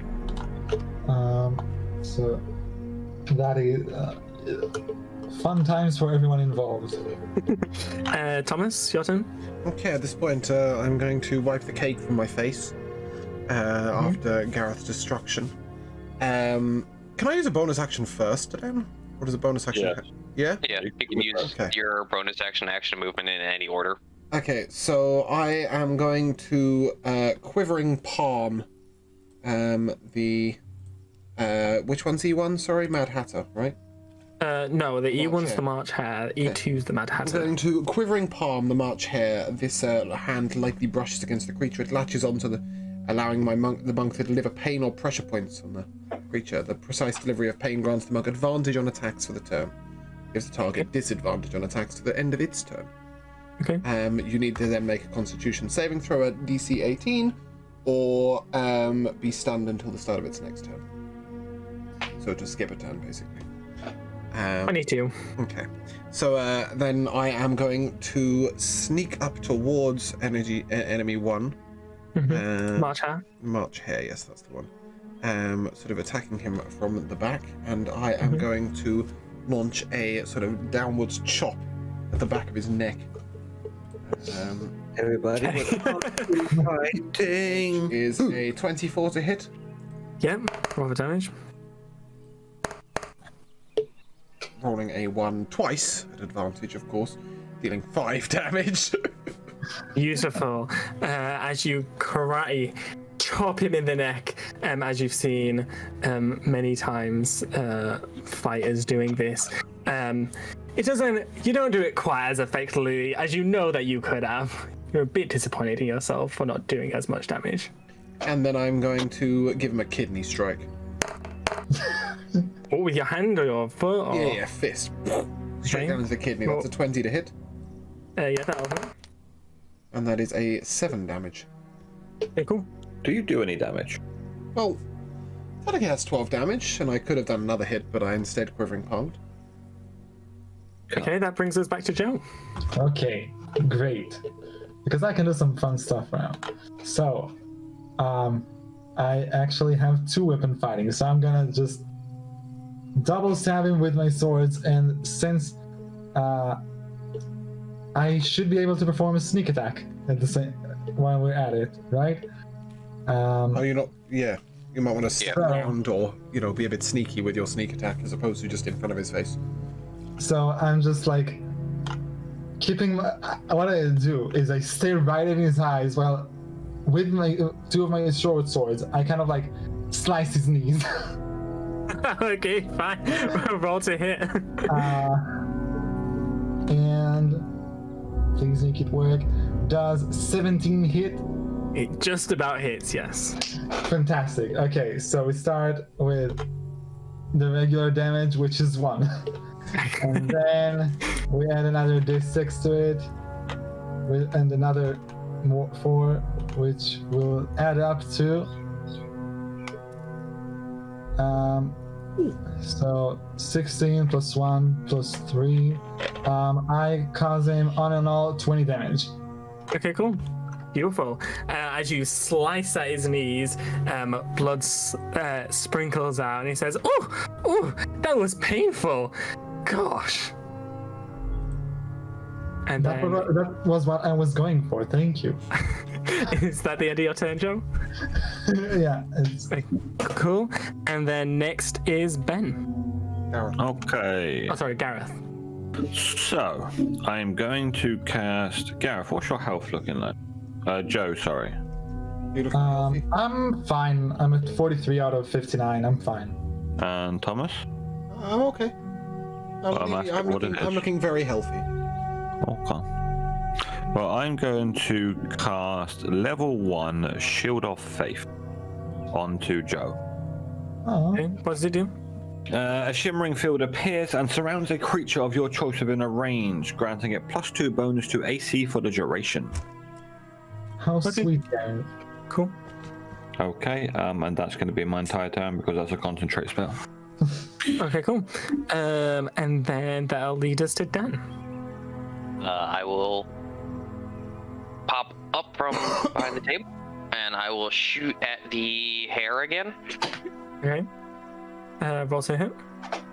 Oh, and it was a sharpshooter shot. Sorry, forgot to say that. Yeah. But that is a 18 to hit Who's it hitting, sorry? the hair. Okay, yeah, that hits. So that's going to be The March Hare is enemy 1, right? What? No, I'm still confused. The March Hare is enemy 1, right? The March Yes. Hare is enemy 1, the Mad Hatter is enemy 2. It's because March Hare and Mad Hatter are similar things in my head. 33 damage. Okay, cool. You what? That's That's That's a lot. So as you fire your arrow, it whizzes through the air and hits the hair right in his ears, pinning them both together with the arrow still inside of it. Then I bonus Bleeding a action, lot. Bonus action. I'm going to just hide down behind this table again. Okay, fine. That was a sneak attack, just out of curiosity. Huh? Is that a sneak attack that you made? Yeah. Ah, okay. That's how you're quite symmetrical. Cool. It was a sneak attack, and it had sharpshooter on it, which is Yeah. plus 10 damage, but minus 5 to hit. Yeah. Yeah. Okay, and then we go back to the Mad Hatter. Who? 1 second.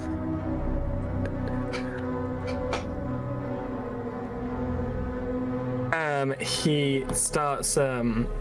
He has his hand open, and a ball of fire starts growing and growing and growing until it becomes increasingly large, and then throws it straight at the March Hare. And the March Hare, Thomas, and Joe, all of you need to make a what? A dex save. Oh, I don't think I do. Just give me a second. 26. Whew. Nice. Go high rolling, baby. Oh, okay. Okay. I'll do a dex save. It's all about the rogue life. Okay. Thomas? Yep. That's a 14 at its highest. Okay. Does that meet the save? Wait, do you have an advantage for that? Yeah. Yeah, it does. You need a 14. So I take 0 damage. No, you take half. No, I take 0 damage. I'm a monk. Why? When you are subjected to an effect that allows you to make a dex saving throw to take only half damage, you instead take no damage if you succeed in the saving throw. All right then. we Well, get so advantage as the fireball shoots off, it hits the hair and fire spurts out everywhere. Joe, you take only 14 damage. As the ball arrives, Thomas vanishes and reappears unscathed, and the hair also takes some damage. Welcome to the only good thing about my character. I'm really good at not taking damage from AoE. That's it. And then that brings us. Not dying. That brings us to James. Oh, I didn't get advantage on that. What? Okay, how much was the damage? Sorry, I didn't get advantage on that. I've misread this. It was 28, and then if you So I hit took the the half, I took the requirements, half, yeah. it's half. Yep, I didn't get advantage on that because You take 20. 28. You take 20 now, is that what Joshua said? 28 was the full damage, right? So I take half. Yes. Because I failed. Yeah, so you take 14. I failed the saving throw. Yeah, I got an advantage against something else. That's absolutely fine. Anyway, so Hold up, if you failed the saving throw, why are you taking half? when you are subjected to an how the effect that evasion allows you to make a works. dex saving throw, you take no damage if you succeed and half if you fail. I thought I got advantage on the saving throw, but it's a Constitution saving throw I get an advantage on. Okay. So anyway, I am now going to punch a bitch. The closest bitch. Yep, the March Hare. Okay, I will punch once with my left hand. Kapoosh. What's a hit? Oh dear. That's a 12. That's not hitting. I've got a plus 9 to hit. Come on. As you swing for the hair, he quickly moves out of the way, and all you feel is air at your fists. And then I will swing again. And Okay, what's a hit? 15. 15, again, that's not hitting. You swing with the other hand, and with such force, because you miss, you just turn around in a circle. I will just swing again. What's a hit? And roll an 18 to hit. Beautiful, that's finally A hit. 9, my highest hit. And that is 10 damage. Okay, cool. Good job, Thomas. We're so okay. proud of you. That brings us to the hare, who steps backwards so that he's right next to the Mad Hatter. Yeah. Oh, opportunity attacks, right? Or Sorry. What, sorry? I'm looking for if he steps backward, does it mean that we can this have way. an opportunity attack if it's the? This Oh way, no, it's the Josh? Hatter. No, James, this is the hare that's moving. Oh, bloody need to hell. move P1 up Hatter, 3-2. Hatter and hair. Hatter. Oh, leave me alone. Go back to where you were. Gentlemen, make sure, remember, you get an opportunity attack if something Yeah. moves away. Yeah.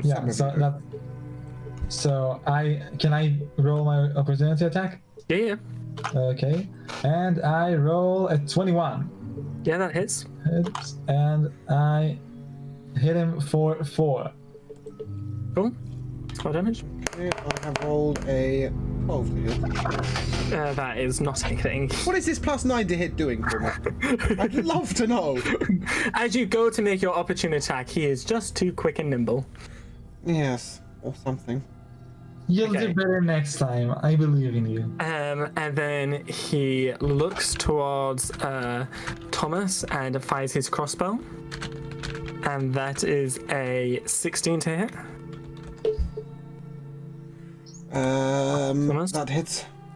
Cool. Oh wait, is this sorry, he's firing a ranged attack? He is. Okay. I will attempt to catch the missile. Oh Okay. What do I have to do? Dan, do I roll to hit? Oh, or do I just make catch it? A skill. It says you can use your reaction to deflect or catch the missile when you are hit by a ranged weapon attack. Okay, well, you do a. Oh, I see. I roll a 1d10. Shot I at roll a Joe. 1d10. I roll a 1d10. That's what I do. So I reduce the damage by 12. How much did it do? By 14. Sorry. How much did it do? 8. Okay, I reduce the damage to 0, and then I'm going to throw You it can back throw at it you. back. What's that? Then I'm So you going to make throw it back at you. So yeah, I've got the Yeah, hit. you I've make got a I've monk got hit. attack with it. It's a 14 to hit. No, that doesn't hit. Does anything? Do I have a hit? I haven't rolled over a 10 yet.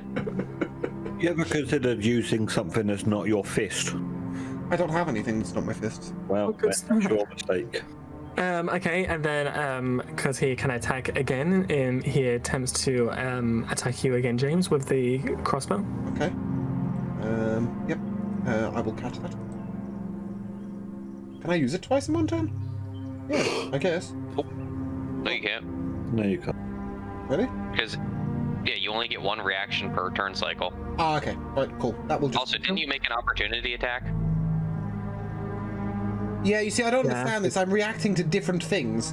You can tell I never Yeah, you play as a get one character, reaction per round. Opportunity Right, attack counts okay. as a reaction. Right? Okay, yeah, Yeah, fine. so you wouldn't have been able to do the Well, I didn't hit it first anyway, one. so I'll just take some damage. Why not? Let's just How take much some was it? damage. 8, right? Yeah, it was 8 for the first one. And Yeah. the second one? The second one, that's a 29 to hit. Damage? That's a 13. Cool. Wait, that hits the strongest of individuals. Jesus. And then that leads us all the way back around to Joe. Yes, okay. Hi. So, I guess I'll keep doing what I do best and I'll keep on stabbing. I'll approach the hair that is now in front of the hatter. And I just stab him. No, okay, so I won't be able to get a sneak attack, so I'll just do my regular attack. Okay, roll to hit. My 2 swords. 17, does it hit? It does hit. Roll for damage. Fantastic. So we have 6 plus, and we're standing at 9 damage. Beautiful. So as you lunge your blade into, well, both your blades into him, the March Hare laughs and blows some dust into your face. And as his body drops dead, your eyes turn very dark, and you crouch down over his body and start punching him over and over and over again till he's a bloody pulp. And then the anger and madness fades away. Holy shit, Joe. What just happened? I knew you Matt- had it in you. Mad Hatter starts giggling. He's like, Wonderland's taking a hold on you, Joe. Oh dear. I'm quite concerned for the safety of Joe. I'm gonna take notes of Joe is now dangerous. And carry on. Okay, that brings us to Gareth. Okay. Let me just read this quickly. Sorry, the number 1 or number 2 died? Number 1. Number 1 is dead. The March Hare is dead. It's just the Mad Hatter now.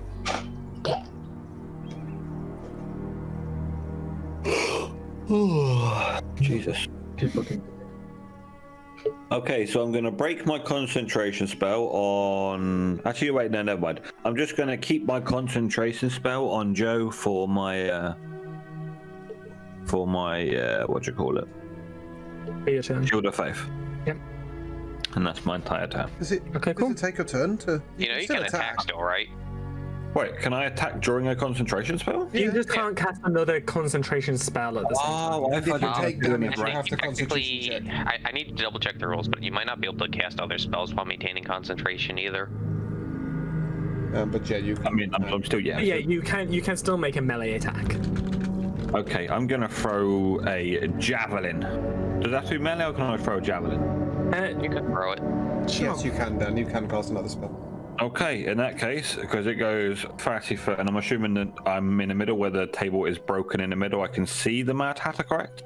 Oh yeah, you're very close. I mean, you're literally on the other side of the table. I don't know how wide the table is. You didn't tell me that much. But as wide as a dinner table. I said it was a long dinner My table. dinner table extends. So, you know. Oh, lengthwise, but not width. Okay, all right, so I'm going to be throwing my javelin. Point of reference. So 26 to hit with a javelin. Yeah, that hits. Okay, and it's going to be 8 damage. Okay, cool. And that is the end of my turn. I'm just going to shout out quickly, Joe, please don't die. I will do my best, Gareth. Please don't kill me. I'm the one that's helping you right now. Dan, your turn. Yeah, how healthy is this Hatter looking? Attacked him much or no? No, you haven't. You've put all your focus on the hair, so he's standing there. He's dancing around. He's laughing at the hare, who's now a bloody pulp. Okay, that's another sharpshooter attack then. Okay. Ooh, that's a natural 20. Woo! Nice. I rolled a 12. So. Oh, Jesus Christ.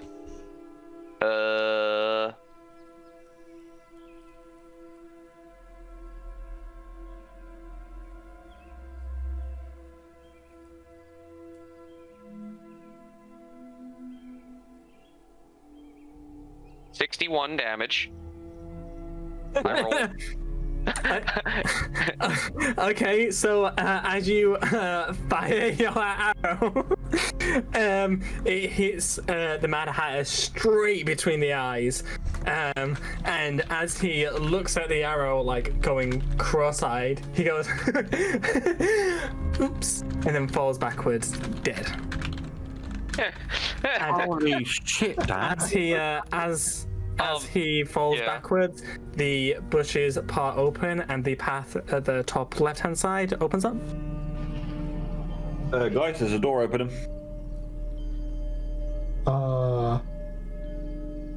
At this point, what the hell? And I just walk toward it, and I completely just try to not lose it, and like kind of understand the fact that I just beat a rabbit to a pulp, unbeknownst to me. Okay, I'm going to take the initiative and just start walking through this passageway, the little corridor that we see behind the door. Yeah. Does what's Dan and Thomas doing? I'm looking at my bow and just fuck yeah. What even did that much damage? A bow. It was a sneak attack, a critical hit, and a sharpshooter. My dice for the sneak attack was on my D8. I rolled a 3. For the sneak attack, I rolled a 5, a 6, and a 3. Holy. That was 23 dice damage, and the dice damage got doubled to 46. Ooh. Plus 10 from sharpshooter was 56. Plus another 5 from my dex bonus is the 61 damage. Yeah. He was pretty healthy as well. He had 58 health, so. Well, Yeah. I knew Dan was my favorite brother. I'm going to maneuver towards this path and start heading out. This is why bow rogues are my favorite thing to play in D&D. Dan, after you're finished showing lots of affection to your bow, are you continuing on the open path? Yeah, I'll continue with my brothers. Okay, as you follow onto the path, the bushes behind you close up again. James, could you switch to the next map and get rid of the 2 pictures? Yeah, these 2 are dead. They're pulps. Yeah. If Joe So as you're following the path from the bottom, so you see in front of you a very big house made out of white brick, and there's a fence in front of the house with white picket fences around it. There is a vegetable garden next to the house with a singular carrot. All the other carrots have been dug up. And the house is completely destroyed, burnt to the crisp. very recently burnt. The straw roof is now completely gone. There's bits of straw that are on fire on the ground. The round pink door is off its hinges. And there's a white mailbox outside that says rabbit. At this point, I think we will take a short break. Welcome back. We resume our madness in Wonderland outside our burning home with a mailbox labeled rabbit. Yes. And I would like to sneak up to the house and investigate, please. Before we go into the house, I'd like to just cast Lay on Hands onto Thomas. Thank you. Okay. That is a 40 HP heal once per long rest. Yep. Okay. That brings me back to looking vaguely healthy. You're using all of your lay on hands because you can split it up. Oh, can I? Yeah, you can split it up to any amount you want. Okay, Later. It's like a push pop. Okay, I'm going to give him 20. Oh, okay. I'm looking still very unhealthy. I will continue with my Don't be greedy. Yeah, and I will is he saving the other 20 for Moon? And I will sneak up to this house to investigate if you don't mind. Okay, what, just to the front door? Yeah, and just have a little look. A little peer around. What do I see? What do I discover? You see a large wooden door that is off its hinges. And the insides of the house that you can see is just burnt furniture, broken tables, broken chairs, pictures on the floor, very freshly burnt. Make an investigation check. 10. As you look down, you see that there are footprints leading out of the house. Make a nature check. Oh. A nature check? Yeah. Okay. 7. Not my area of Yeah. expertise. You don't know what who left them or anything. How large are these footprints? Are they human-sized or smaller? Slightly bigger than human. Okay, I will not follow the footsteps. And Well, they're leading out of the house anyway, so. Yep, so I will stay at the house. Thanks. Okay, I'd like to have a look at the mailbox. Okay, the mailbox is painted white. There's no mail inside of it, and on the side in red writing it says rabbit. Okay, I'm going to attempt to pull the mailbox out of the ground and use it like a mace. What? Excellent choice. Sick. Okay, sounds, fine. Yeah. Do I need a strength check or anything, or? No, when you use it, I'll do some stuff. Okay. So I'm now carrying around a I mailbox. would like to just go into the house and have a look around. Like, do I see maybe a particular area in the house that was maybe more like turned over, like somebody might be looking for something there? Okay, as you enter the house, you have a set of stairs leading upstairs to the left. And the far end of the room, there is a fireplace that is burnt out.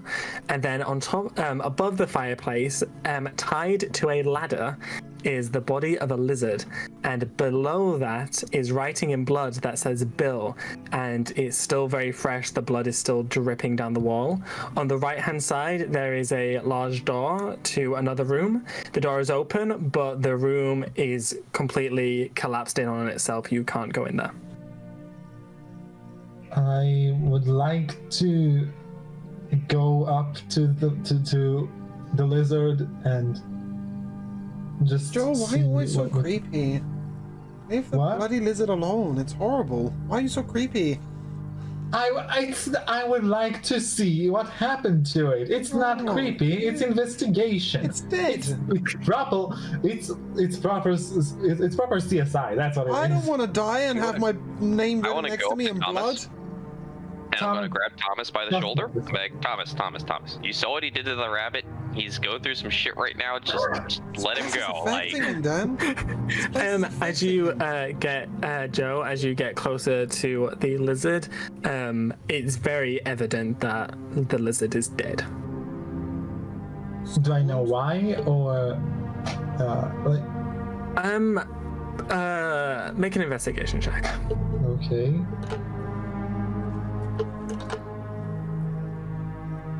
In a surprising turn of events, this investigation check is not a 10, but an 8. Okay, all you really see is blood dripping from his body and onto the floor. You can't really determine what it is, but you can determine enough to say that he was in a very brutal fight. Ben, Yeah, did you say something? I would like to go up to Joe and the lizard, and I would like to investigate the lizard as well. See if I can see anything Joe might have missed. Okay. That's a 25. Okay, yeah. So the lizard is wearing a very tattered, ripped apart brown cloth. As you move it to one side, you see just stab wound after stab wound that has pierced his skin, and that's what's causing the blood to come out. Hey, book club doesn't teach you for this sort of stuff, does it, huh, Joe?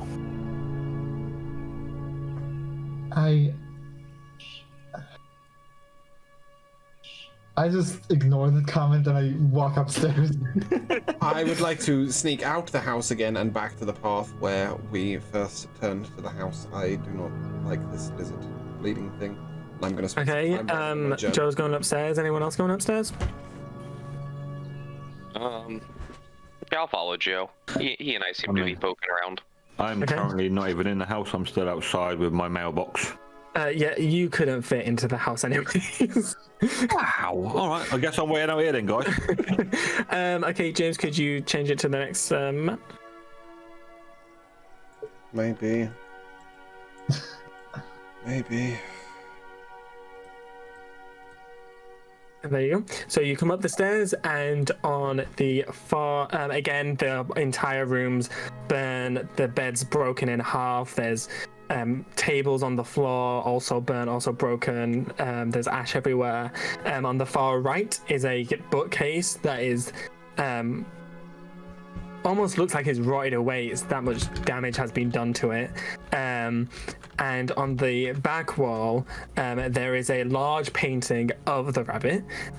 In the bookshelf, there is a singular book still placed on a shelf. What is the name of the book? The name of the book is Wonderland. To be or not to be? That is not the question. Are there any other books scattered around? That is the only book on the shelf. Okay. That is. Book club. Let's crack into this thing and take a I read. guess. I grab the book and I open it up. Okay, so as you go to grab the book, it comes out slightly, but stops. You hear a mechanical click, and the painting on the back row flips around, and there's an indentation of what looks to be a pocket watch. At this point, I turn to Gareth and I say, do you think Dan's alright in there with Joe? Joe's been acting a bit strange since we got down here. What's the worst that can happen? I've seen what Dan can do, and I've seen what Joe can do. Joe just throws noodles everywhere. It's fine. I'm sure Joe can read Dan like a book. I'm gonna check on them anyway, and then I'm gonna enter stealth and head up the stairs. Head into the house and up the stairs slowly. Okay. How stealthy are you?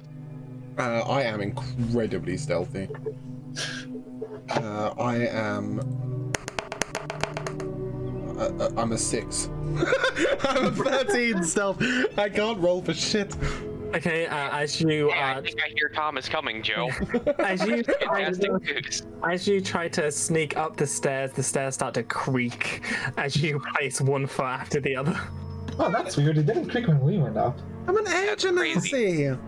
I have light footsteps. But never mind, eh? Maybe All right, now you some weight. You did eat quite a bit at the tea party. You've been spending too much time with Gareth. You're clomping around everywhere. It's bad influence. What have you found, guys? Thomas, I'm glad you're here. Didn't you pick up that watch earlier? I did. There's a watch-shaped hole right there. Well, that's inconvenient. I'd like to keep the watch. I feel like it probably goes in the hole. You can take it back later. I don't care, but like, I want to keep my watch. if it fits, it ships. Thomas, it's time that we teach you something about things. Can I just sleight of hand the watch off of him? I'm holding the watch and stroking it gently and telling it a long farewell, and then I'm putting it into the slot. Okay, as you place it into the slot, it clicks into place, and the pedestal comes back into the wall and flips, and then outwards comes a glass box containing Alice, if James, you would like to put the picture on the screen, even though I'm sure everyone knows what Alice looks like. And she better look exactly like Sleeping Beauty in the glass box. And she steps out of the glass container and she says, "Oh, who are you? What happened to Rabbit's house?" Hi, I'm Dan. Hello, Dan. We just got here, so I don't really know what the hell happened to this place. Am I able to take my pocket watch back? No. Okay, then in that case, I am devastatedly crying in a corner. Oh dear. I'm hugging Thomas and I'm telling you, and I go, Thomas, where's Gareth? I promise we'll get you a new pocket watch when we go back home. Gareth was too fat. I'm just chilling outside, practicing my golf swing with this mailbox. Are there any windows? Because I'd like to go up to the one of the windows and look out and look at Gareth. Yeah, sure. There's a broken window to the bottom left-hand corner. And you just see me sat there with my my golf club, which looks oddly like a mailbox, just practicing. Look, he's practicing croquet. I wonder he's so damn good. He practices all the time. I And beg he's your not getting any pardon. better. I beg your pardon, but what happened? Well, I was chasing this rabbit down because I was really hungry and I wanted some dinner. White Rabbit? Where is he? I think he's pasted up in the ground way back at the start. Oh Yeah. dear. You need to be more gentle. He's a child. So are we, apparently. Not as young of a children. Come. Well, how did you get here? We kind of fell into a tree. Oh, And we I went- remember that tree. I followed the White Rabbit too. Well, Did you kill him? that was ever so long ago. Time works so strangely in this world. I've been here a few times, but something weird's happened. We must leave. We've been trying to leave since we got here. Well, the only way to leave that I know of is... I don't know if you'd want to go there. I don't want to go here, so Probably yeah, worse let's than go the there. burning house that stole my pocket watch. Well, you see... Your pocket watch, Thomas. It's You stolen. get attached so quickly. No. I know. I always Yes. do. I always Thomas. do. I promise I will get you a new pocket watch once we get home. Okay, any Always pocket making watch you want. promises you can't keep. Within my budget. I which is love the not fact a lot. that he's our age and we're treating him like he's 10. He is a bit. He is a Like bit. his He is dad. very young. Thomas is the small one. He's very young in his mind. Well, if you do really want to leave, and we really all should, we'd have to go to the Queen's Courtyard. There's a platform there hidden beneath the ground. I can get it to work, but you guys, you'd have to do something awfully dangerous. We've been That doing really? nothing dangerous stuff since we got here, sweetie. Well, you'd have to distract the Queen. Oh, I know just I now. don't thank Gareth for that. He's We've pretty good got a at giant outside with a mailbox golf club. He's a good distraction. Well, if you think that'd help, let's go. We shouldn't waste any more time here. Man, let's go. Okay, Alice goes downstairs. Do you all follow? Yeah. Yeah. Okay. As you all follow, she sees the devastation of the downstairs and sees the lizard above the fireplace, and she says, "Oh, poor Bill," and then just walks out the house. And then as you get outside the house, you see me with my mailbox along the picket fence, just making that sound that you do when you get a stick going across the fence.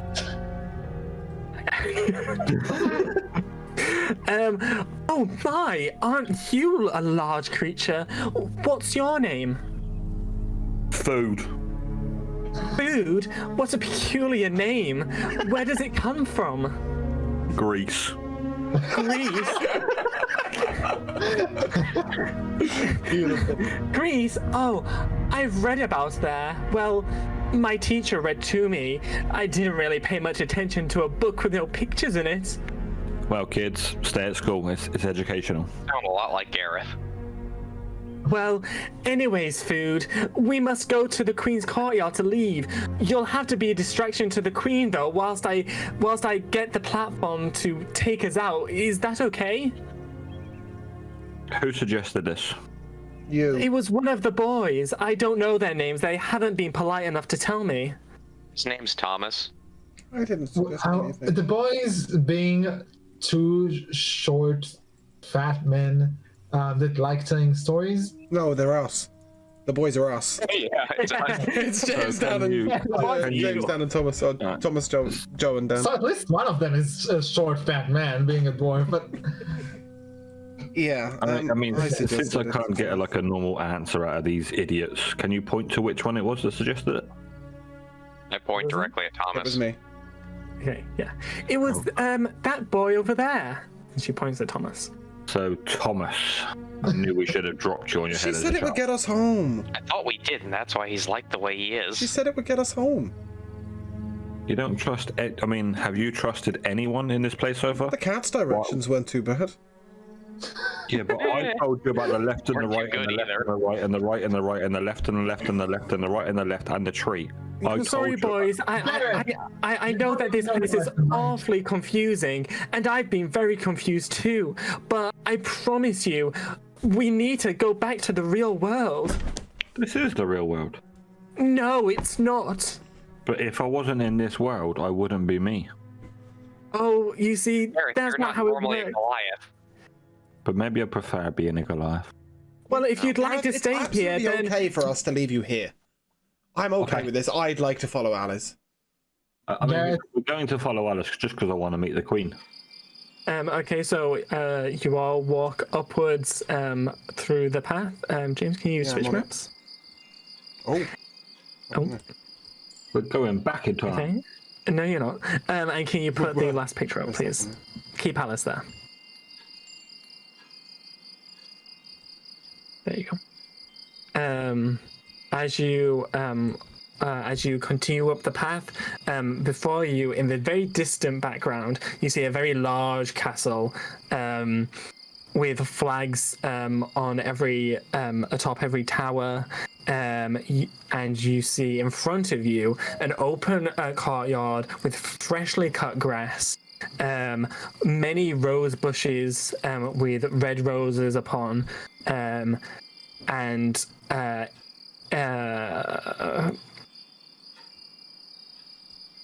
kind of in the middle of the courtyard, but a bit backwards. You see the king and queen playing a game of croquet using pink flamingos as mallets, multicolored fat hamsters as the balls, and the many playing cards as the hoops. As you see the queen take her turn and swing wildly and miss the hamster quickly scurries and runs to try and get through hoops, and the playing cards quickly arch over the ball of fur to try and score as many points as possible. Alice stops you all from walking and says, "Okay, over there," and on the map where the square is was where she's talking about. Over there, I'll go get the platform ready. I'll let you guys know when to come, but please go distract the queen. Gareth, why don't you go challenge her to a game? I would like to cast darkness at the location of the queen. You fucking retard. Well, she can't see out of that, right? That was a bit savage, Jesus. can I maybe see if Thomas is trying to do that and intervene? Yeah, absolutely. Yeah, I'm going to see Thomas doing that, and I'm Why going to don't you hide want her? behind Why don't you want something. her hidden in darkness? She won't be able to see us. Oh, gee, I don't know, because she'll fucking kill us when she retaliates. She won't be able to see. She can move! She has legs! Thomas, I don't know if you noticed. Things are rather unpredictable in this Wonderland, and we do not know for sure that she doesn't have the means to overcome whatever spell you cast on her. So let's play it safe for now and we'll keep your idea as a plan B. I'd like to cast darkness. I rolled a 29 on my stealth check to hide when I see him trying to do this foolish plan. Sure. Well, Okay, I'm cast gonna darkness and then attempt immediately to enter hide. stealth. Can I start like pulling on his ear? Yeah, sure. As Thomas casts the spell, Joe pulls on his ear and pulls him a few steps backwards. And as the dark... Sorry, what? I would need to make a Actually, save. as I hide, I'm gonna grab Alice by the wrist and bring her with me. And I'm gonna try and get her to hide too. I thought she went off Went off to to prepare the investigate the platform. He did. Oh, she did already? She's over at the platform? Oh, yeah. Oh, okay. I thought she was still with us as we approached, because Thomas immediately tries to assault the queen. No, I'm not assaulting her. I'm just preventing her from seeing us while we hide. Right, sorry. As I can see Thomas casting darkness. I'm going to attempt to hide behind Dan. Okay. Demon. Perfect.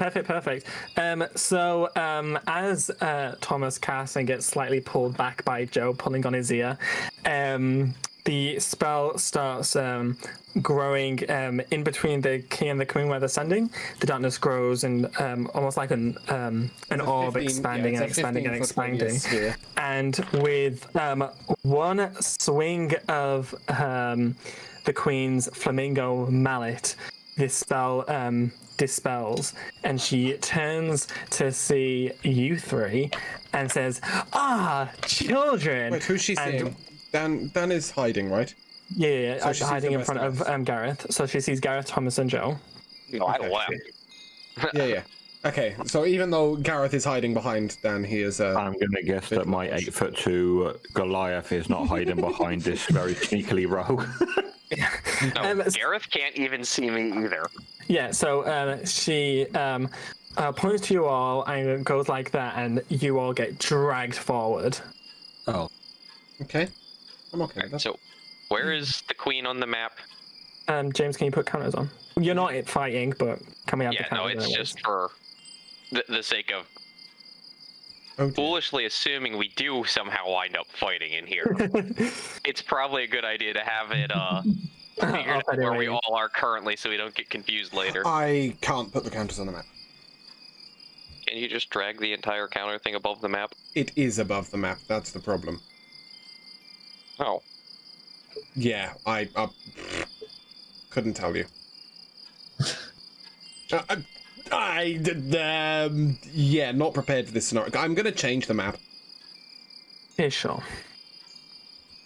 It's just the platform that's missing.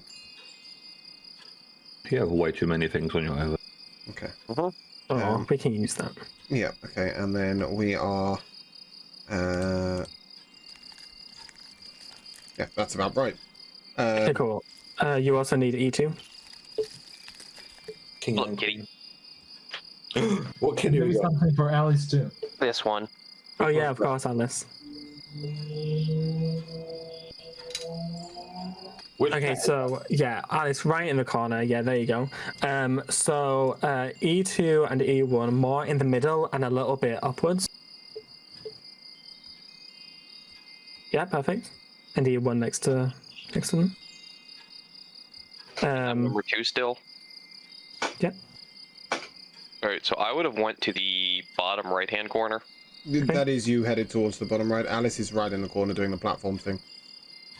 She's in the bottom left. I was going towards Oh, the bottom right. Sorry. Okay. Yeah. And then Gareth thinks he's hiding behind you. Oh no, I have no Gareth is idea. not with me. Yeah, I don't No. see them. I've the Queen's pulled you all to her. Oh, so okay. a couple of squares in front. Not that close. One square back. I was thinking, why am I fucking up front? Yeah, there you go. All in a line. Yeah. Beautiful. Line. Okay, so E2 is the queen, E1 is the king. Yep. Yeah. And she said, as you are all dragged to her, she says, "Ah, children, marvelous." I immediately, as I am holding Thomas's ear, bowing before the queen, and I'm dragging Thomas with me to bow before her. Yep. Your Majesty, and I say, Your Majesty. Someone with respect, but not quite. Always turn out your feet, open your mouth a little wider next time, and always say, "Yes, Your Majesty." Yes, Your Majesty. Yes, Your Majesty. Much better. Now, how can I help you, child? Why, we've come from afar because we've heard of the Queen's unequivocal skills in the game of croquet. And here with me is one of our best players in the land, and we thought that a friendly match, though of course his skills could never compare to yours, a friendly match would be a spectacle for us to see. At this point, I would like to shuffle behind Joe and let him do all the talking while I hide, terrified. And who among you is this marvelous croquet player? It's the guy swinging the bloody mailbox around. There's me just warming up, doing my Out in our stretches. land. I'm just doing my stretches. My arm swings already. Okay. She gestures over to a cylinder holder that's got different flamingos in, and she points to it and says, "Go get your mallet over there." Can I not use my mallet? No, Why not? you do it how I say.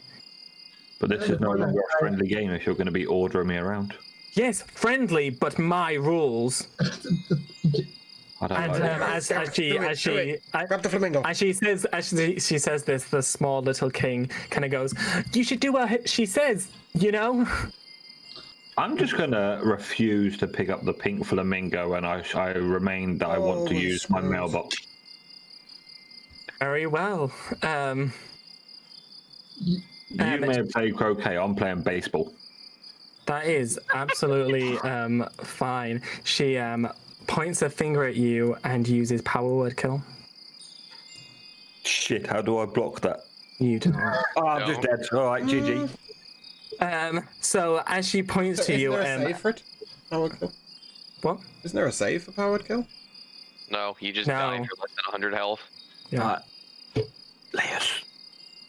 So as your this dark magic envelops Gareth's body, he falls all the way back and crashes into the ground, causing the cars to jump up into the air and back down.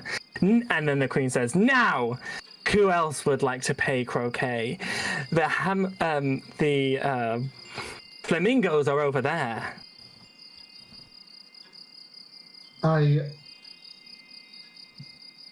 Why, of course, Your Majesty!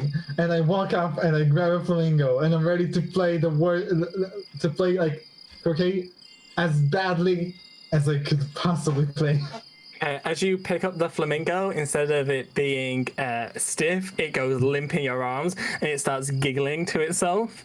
And it says, "You're never gonna win."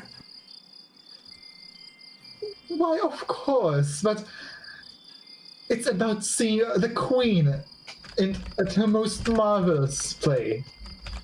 Oh, what a good boy. And then as you start to get ready to play the game, Alice in the corner says, "Over here, boys! I've got the platform working." And as you turn around to see, the platform is starting to raise up.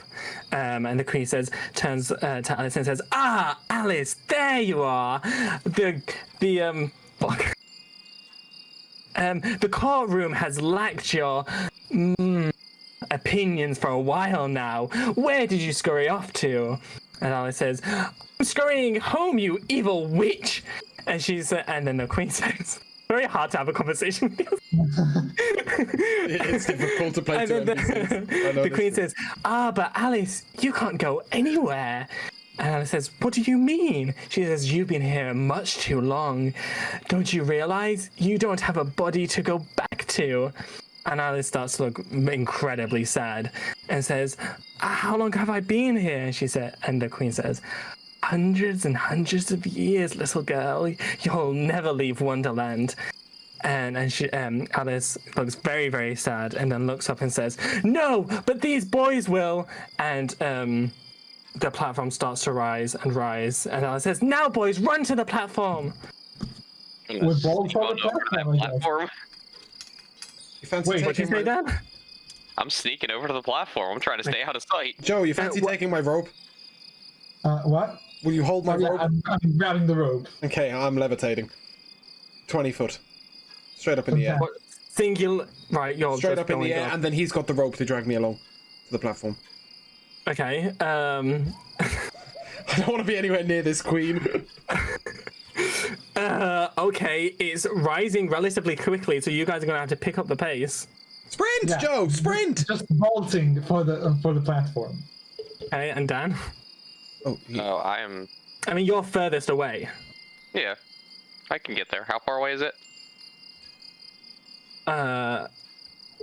Pretty far, 30, 40. and it's 50. rising. It's rising and rising. Yeah, but how far is far? Like 50 feet, 60 feet, 100 feet? 50.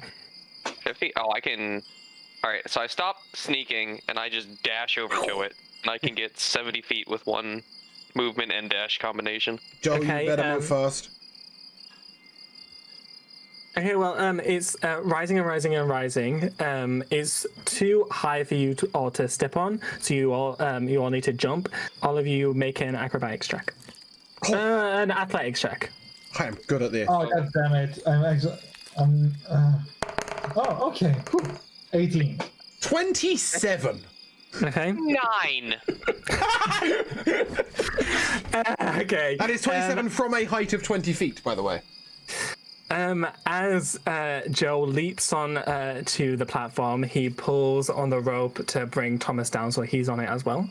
And as Dan attempts to leap on, help! I'm lowering the rope. no. As Dan attempts to leap on onto the platform, the evil queen what's the word? Hold. No,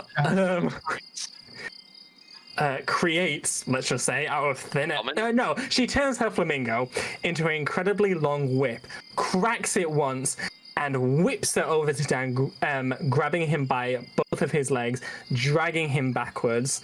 As the platform rises, Dan is left in Wonderland. Everything turns white, and Dan and Joe, you bowl straight wide awake. You all sleep Thomas in the same and room. Joe. Yeah. What? Dan is in Wonderland. He is. So Thomas and Joe. Yeah. That's what I said. Okay. I said Thomas and Joe. You did now. You said Dan and Let's Joe. go. Let's Oh, go. did I? My bad. Yeah. Thomas and Joe, like, bowl right awake, like, sat up in your bed, but heavy sweating, heavy breathing. You're back in your home. And you all share the same bedroom, so. We left Gareth and Dan behind. I think so. As you turn to see the other beds in the room, Dan's body seems to still be breathing, still, he seems to be just asleep. And Gareth's body is completely still, doesn't seem like he's breathing. Well, that's okay, but how are we getting Dan back?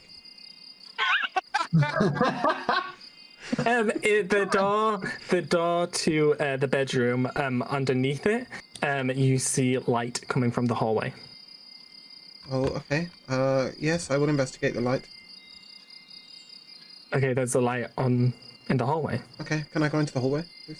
Sure. Yeah, you open the door into the hallway. The lights are on, and your father's office door is slightly ajar. I don't like him. Can I go back to the garden and see if there's the hole still there? Sure. Joe, are you following? Joe I would gets like on to. I would like to peep into our father's office beforehand. Okay, sure. Sneak a look. Okay, as you peek into and see just slightly in, you see your dad writing at his desk. Pretty normal. Okay. Then it just seems weird going off to the garden before we let our father know that something's wrong.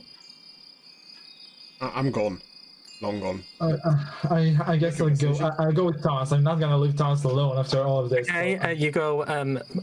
You make your way through the house and outside. It's a dark, cold night. The stars are about. As you go to look at the tree, the hole at the base of the tree is no longer there.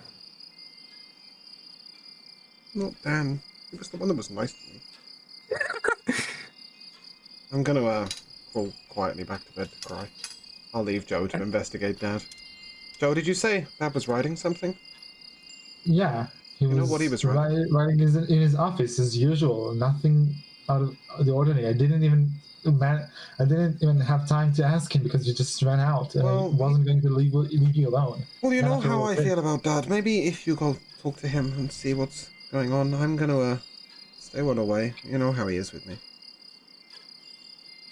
Okay, so I'll go up to our dad's office. Good luck. And I slowly open the door and I'm like, Dad? Ah, hello, Joe. What are you doing up at this hour? It's very late. I think that Gareth and Dan might be ill. Oh, don't worry. I'm sure they're just sleeping. I'm not so sure. I think I had a bad dream and I woke up and I think Gareth isn't breathing. I'm scared. Joe, you just had a bad dream. It's absolutely fine. What was the dream about? Well, it was kind of crazy, actually. We were playing and we were going down this rabbit hole and we ended up in this place called Wonderland and we were now different people. Wonderland and those mischievous characters. I told you kids 100 times, that's just an old wives' tale. There was no Alice that lived here. Wonderland isn't real. You just had a bad dream. It just felt so real, but still, Dad, something is wrong with Gareth and Dan. Okay, well, why don't you go and check on them, and I'll be in a little bit. Okay. Okay, and are you going to go back to the bedroom? Yes, I guess I'll go back to our bedroom. Okay, as you leave the office and turn to close the door, you see your father with a very crazed look in his eye and a very menacing looking grin, and it kind of sinks into you that Wonderland hasn't let you guys go so easily. Oh no. The end. Oh dear. No. You killed Gareth? You left Dan in Wonderland and we don't know where we are? Against the Queen. That's not my fault. It wasn't your fault. It was absolutely it was very Gareth fashion. It was very Gareth fashion. But you know, when I read the description for this game, I was like, "Oh, this is going to be like whimsical and fun." I did say it's madness in Wonderland. Yeah, but they say the word. I read the book. They say the word "mad" like every 2 lines. It's not something to be surprised about. And then it's just, well, the white rabbit is bitten to a pulp, and then you're gonna bit another rabbit to a pulp. Yeah, that says more about Josh than Wonderland, though. I just hate absolute lunatic. Well, first of all, thank you so much, Josh, for DMing. I think you did an excellent job. Thank you. I really enjoyed it. You. We normally do an MVP for our weekly campaign, but I think it would be nice to do an MVP for our one-shot. So, Gareth, who was your MVP of the campaign? The Queen. Fair. For just killing me there and then. No hesitation. No questions asked. Just death. Yeah. Dan? I'm going to give it to the mailbox that inevitably led to Gareth's death. Yeah. Best croquet mallet in all the land. I can go with that. Joe? I'm gonna give it to Thomas for being a very good brother, a very sweet brother, even if a bit slow. I wasn't You're slow, the I was just fucking useless. My MVP was the Cheshire Cat's directions. Excellent directions. We seemed to end up having afternoon tea with the Mad Hatter and the Hare, who were in two completely different directions no matter which way we went. That was beautiful. Liked that. Josh, your MVP? I don't know. There were so many good moments. Which bits did you enjoy as the DM? I mean, all of it, to be honest. There were moments that you guys did that I had a specific thing in mind how you guys would do it. And so, like, when you didn't do it, like, I was like, oh, okay, this is cool. But then when you did do things that I had planned, I was like, oh, yeah, they're going down the right path for this. Did you anticipate Gareth using a mailbox as a croquet hammer? I did not. I didn't even write the mailbox into it until I started speaking. And then as I was describing the house, I was like, I don't think they'll realize that's the rabbit's house unless, like, they've watched the film. So I'm going to have to, like, hint that it's the rabbit's house. Yeah. And, yeah, I think there was just lots of moments. I liked, like, because Alice in Wonderland's my favorite film. So, like, it was really fun to put all these, like, teasers and nods to things that happen, like Bill is the lizard with a ladder, and if you had successfully done the footprints, you would have known it was the dodo that was in there. Okay. Out of curiosity, which of the players have seen the film? I have not.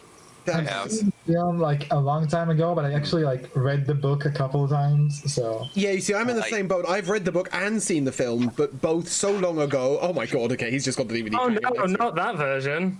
Oh, I know. I've got the other version somewhere. I've seen the original version and read the book, but it's so long ago that I only knew the very vague details. If you had it done through the Looking Glass, I would have been fine. Like, I knew a lot of the bits of Through the Looking Glass, but like the base story of Alice in Wonderland, I just didn't know well enough. So it was really nice. Like, everything was a surprise to me. So yeah, I really enjoyed that. Well, maybe next time we can continue and maybe find the Wabbit. I am definitely up for doing another. Well, I mean, another one. And maybe you can save Dan. Yeah, I was gonna say the campaign to save Dan. Maybe res Gareth. Yeah. So first of all, thank you very much to Josh for DMing. Secondly, thank you to Joe, who is new, to not necessarily to D&D, but to playing with us. Such a pleasure to have you along. You're very welcome to any future one-shots. A couple of announcements from me, but before we do, if you guys would like to say thank you very much and goodbye. Thanks. Bye.